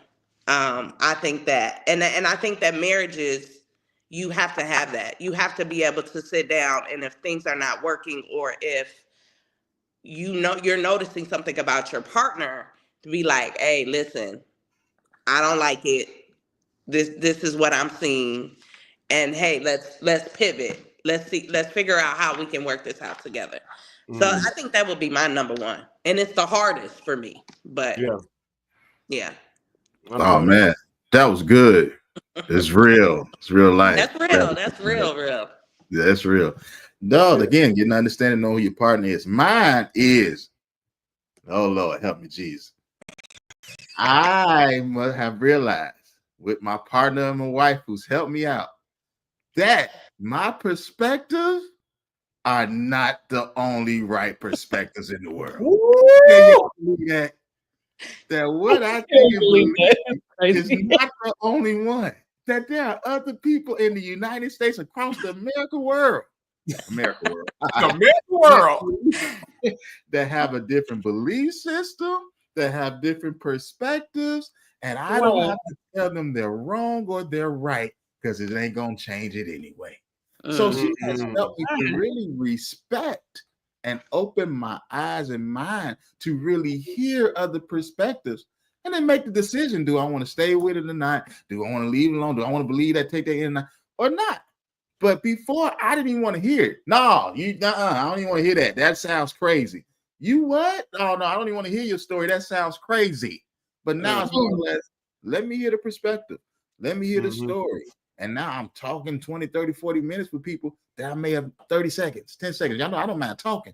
But she has but she has helped me to mature, to understand that my perspective is not always right. And it's okay for people to have their own perspective and to respect it. Yeah, no, that's a real good one. Actually, yeah, I'm with you on that one too, because we've talked about this just on a friendship level before, where that's the case. Like, because for us, we grew up as PKs, grew up in church, we grew up with a very specific way that we had to live our life, and any PK will probably resonate with this and understand this. But we didn't grow up outside. We grew up in them. We was at church every day, and when my parents went into full-time ministry, and then we moved out the house. I mean, literally every single day, all day, we was at the church, and it was different stuff that was going on. But I mean, when you are just in church world like that, you really develop this bubble mentality that this is how you see the world, and everybody around you sees the world that same way. And then I meet somebody like my wife, and I'm not saying she didn't grow up in church, but I'm saying she ain't grow up in church the way we grew up.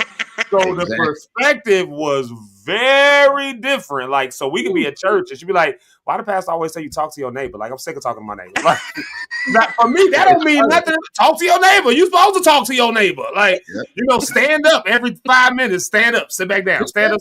I'm not standing up all them times. I got sickle cell. I don't feel good today. I'm not standing up all these times. I don't know why we got to do that.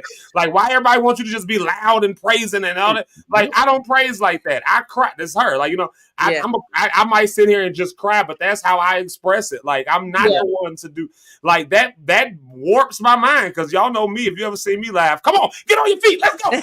I'm doing all of this. I mean, workout. Like this, workout session, and that's not her vibe. But again, I mean, and that's that's just one little thing. But like looking at some of those things that were so normal for us growing up as PKs or whatever, or in the church world, and her not coming with that same perspective made me realize some stuff that I think has helped me now engage in even a show like this. Because if you'd have got me to do a show like this 20 years ago, it wouldn't have happened. Like, it wouldn't have happened.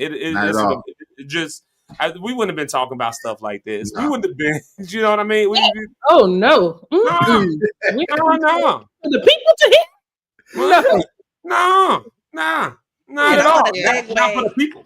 I want to segue into saying as well that carries over to sex in marriage.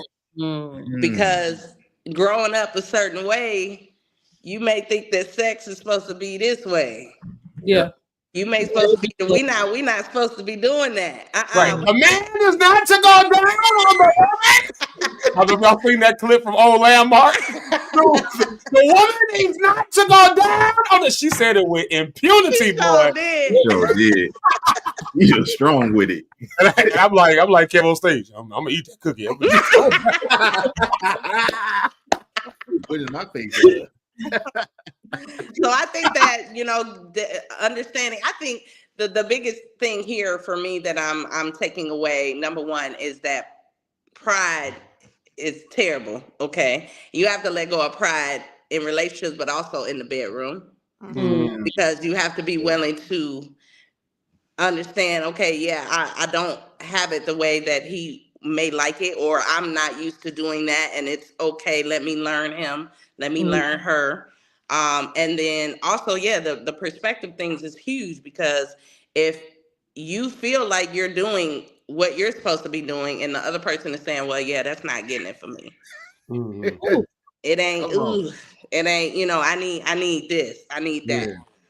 And understanding like, okay, that's the way that she needs it. That's the way that she wants it. That's the way that I didn't learn it that way. It's not my perspective, but let me hear your perspective and let me shift and learn that. I think that's huge, especially when it comes to sex. Yeah, I feel that. Man, you was going to say something. Go ahead. Yeah. Oh, it was on another topic, but I forgot what you was going. It was on something else. It was on. Well, go ahead. Just go ahead. Because we're gonna do our roundtable in a minute. Well, I'll tell you what. Before we do the roundtable, then let's do this because this conversation can go on and on. This is such good. This obviously ain't the last time we'll ever talk about this because we vulnerable around here. And this is Zeke Live in the morning. Y'all get to see me live my life for real. So this time next year, I might be a whole different. I might be like, y'all, I can't do it like I used to, y'all. It might be different. We got to walk through it. We'll walk through it with y'all. But let's see here. Rhonda, I'm going to ask you this question because we're sending you on a date tonight, of course. Of course, we're sending you on a date tonight. And I'm assuming that nothing we talked about as far as sex is going to apply to you tonight. I'm assuming none of this conversation applies to tonight. Rhonda. Rhonda. Rhonda. Play that theme song tonight. You better not play that theme song. They want to do the adult stuff. The adult stuff. Imagine if I didn't come on the show tomorrow and you guys are like, what happened? Like, what? You went out on the date and we did.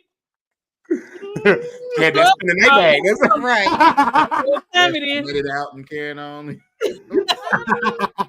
But I'm wondering, Rhonda, though, like, because of course we're sending you on a date and we're going to talk about that tomorrow. So that's going to be good conversation. Y'all definitely want to chime in. Y'all want to lock in tomorrow to see how that situation went on tonight. But, Rhonda, I'm wondering, though, because, if you're single and you're dating, looking to date and all that good stuff, of course, we're hooking you up.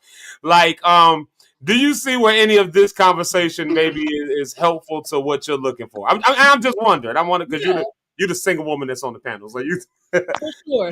I appreciate listening. Like I said before, sometimes people talk about marriage and they make it seem like it's the worst thing that they ever did.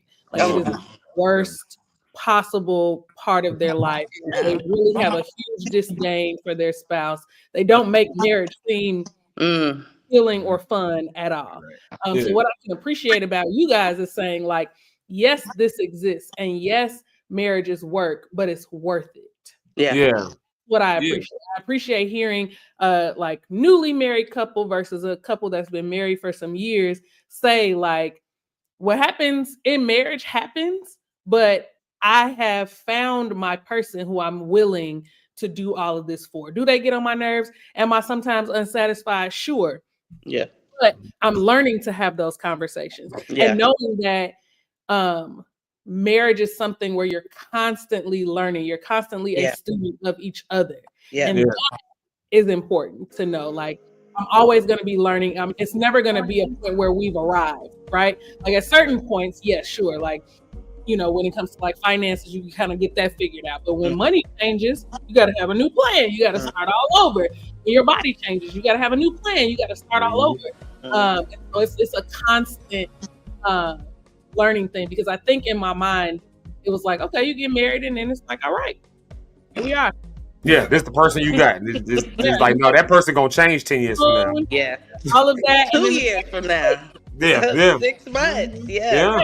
And then you just sit there like, all right, so you come in this house every day? All right. You gonna know how much money I got in my account? Wow. Yeah. Wow.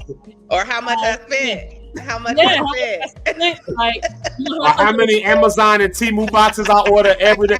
Every time I get home, there's 2 boxes sitting on the porch. I be like, what she done ordered? God, I'm sick of seeing Temu boxes. Yes. Women, what do y'all be doing? I was something for y'all. I'm about to say get stuff for them. Exactly. Yeah, it's true. Always something to help and benefit the household. That's true. Toothpaste. Yeah. Tissue. Everything. But it made me feel encouraged because there are times where I'm like, I don't never have to be bothered with nobody's son. Honest to God. Like, I love being by myself so much sometimes that I'm like, I'm good. Like, you come over, come over and, whatever. But that's go home. Like, go home. No shower here. Go back to your house. So, sometimes I feel like that. I'm not saying that's how I always feel, but sometimes when you've been single for a long time and when you've been in relationships that didn't work out, it can be very defeating, right? It makes you feel, I'm not gonna cry. Yeah, that's how I was before. But like once you get to meet that person and you actually like this person daily, it'll change. Yeah. It'll change. All I heard was I like Zeke more than Oh my anybody else. God. That's all I heard. I don't know if y'all heard the same thing, but that's what I heard. Just make sure you like them daily. Yeah. I will also encourage you to leave space for yourself, or moments for yourself as well. Yes. Because that's going to be important for sure. I think that's something we worked out very well, just to kind of have moments for ourselves. But then when we come together, it makes it even more better because I missed you. Oh my God, I couldn't wait to see you. It's great to have fun and hang out. I just always put a part in there too for people that's in marriage. Because sometimes I think it's just, like, I know people that do marriage together like all the time. They do everything together, and that's how I saw. And was like, yo, I think this is it. This was it. And I think that works for some people, but it may not work for everyone. That's also encouraging to just find moments for yourself as well tonight. What y'all laughing at over there? Merv talking about toothpaste from Temu. No, that'd be Amazon. Them be the Amazon boxes. Them be the Amazon boxes. Them be. She's like, don't buy toothpaste. I bought some toothpaste. There'd be like 4 jars of toothpaste. I'd be like, why you buy so much toothpaste? Like, one day you had a big old box. It was just toilet paper. It was a box like this big, like just toilet paper. But let me ask y'all, okay, like, well, whoever can answer to this. Like, do y'all purchase things and then go back and there's nothing in the box? What do you mean? Or nothing in the package that you bought, like that toothpaste box or whatever, and they just take it out and leave the box there in the she's basically saying that I don't like. You know, I was really expecting something to be in there. Absolutely. But geez. Because I'm good for it. I ain't gonna lie. It's this much juice in the container. Girl. I ain't gonna lie. I'm good for that. I'm good for it. She won't even let me the worst. She won't even let me put groceries away no more. She be like, why did you put that in that cabinet like that? I'm like, I'm trying to help. Like, you ain't gotta yell at me all the time. I learned it's so rough. organized, and he just like rough. throwing cans and he'll put a can in with the dishes. I'm like, this don't go over here, bro. It's rough around here. And I told y'all I'm a perfectionist, so I be like something simple as hanging the coat back up. Why you can't take the extra 2 seconds and put it on the hanger the right way and put it in the closet so that it lines up? Open the closet, your stuff. Well, I guess it's time to end Zeke Live in the morning because once they stop singing our praises, they've stopped singing our praises. It is shifted, Doc. It is shifted. Come on. It got shifted quick. Rhonda, and this is if you learn any lessons about marriage, Rhonda, here's the one you learn. Marriage is filled with swift transitions. They sing your praises one moment, and then they tell you business the next. That's what you can be on the mountaintop and then you be in the valley low at any moment. Just, keep on living. It's a journey. Y'all, this has been excellent conversation, all that good stuff. Let's do our round table real quick. Let's see. Since Eric is disappeared on us, Rhonda, I think you ran Eric off today. That's what happened. You ran him off. He might because she got a phone. Going on a date. Mine don't do it. Well, I'm not on my phone either though. I'm jealous. Let's see. Since Eric ain't here, Rhonda, you mind if I kick you off with the round table? Yes. You mind kicking the round table off? I don't mind. All right, guys. So I am going on a blind date tonight. Be in prayer. Prayer, fasting for me because I am so nervous. Every time I think about it, I want to throw up. So but I'm excited. I am very excited, but I'm also very nervous. I'm going live on Facebook at about 4:30 to do a little get ready with me for this blind date. So tap in if you're following me on Facebook, Rhonda on the Rocks. Don't forget the H in Rocks. And then I'll be doing some, taking a couple of videos here and there as I get ready for the date tonight. So if you are not following me, now's a good time. It's going to be very entertaining. So please follow me on social media at Rhonda on the Rocks. I know my sister praying. Ain't nobody praying. But yeah, follow me at Rhonda on the Rocks. I'm excited to tell you guys about how the date goes tomorrow. So please tune in again tomorrow, 7:30 to 10. We'll be here. Hey, and then let's see. Tay Treasy Give the people some good words or something like that. Let's go. So, okay.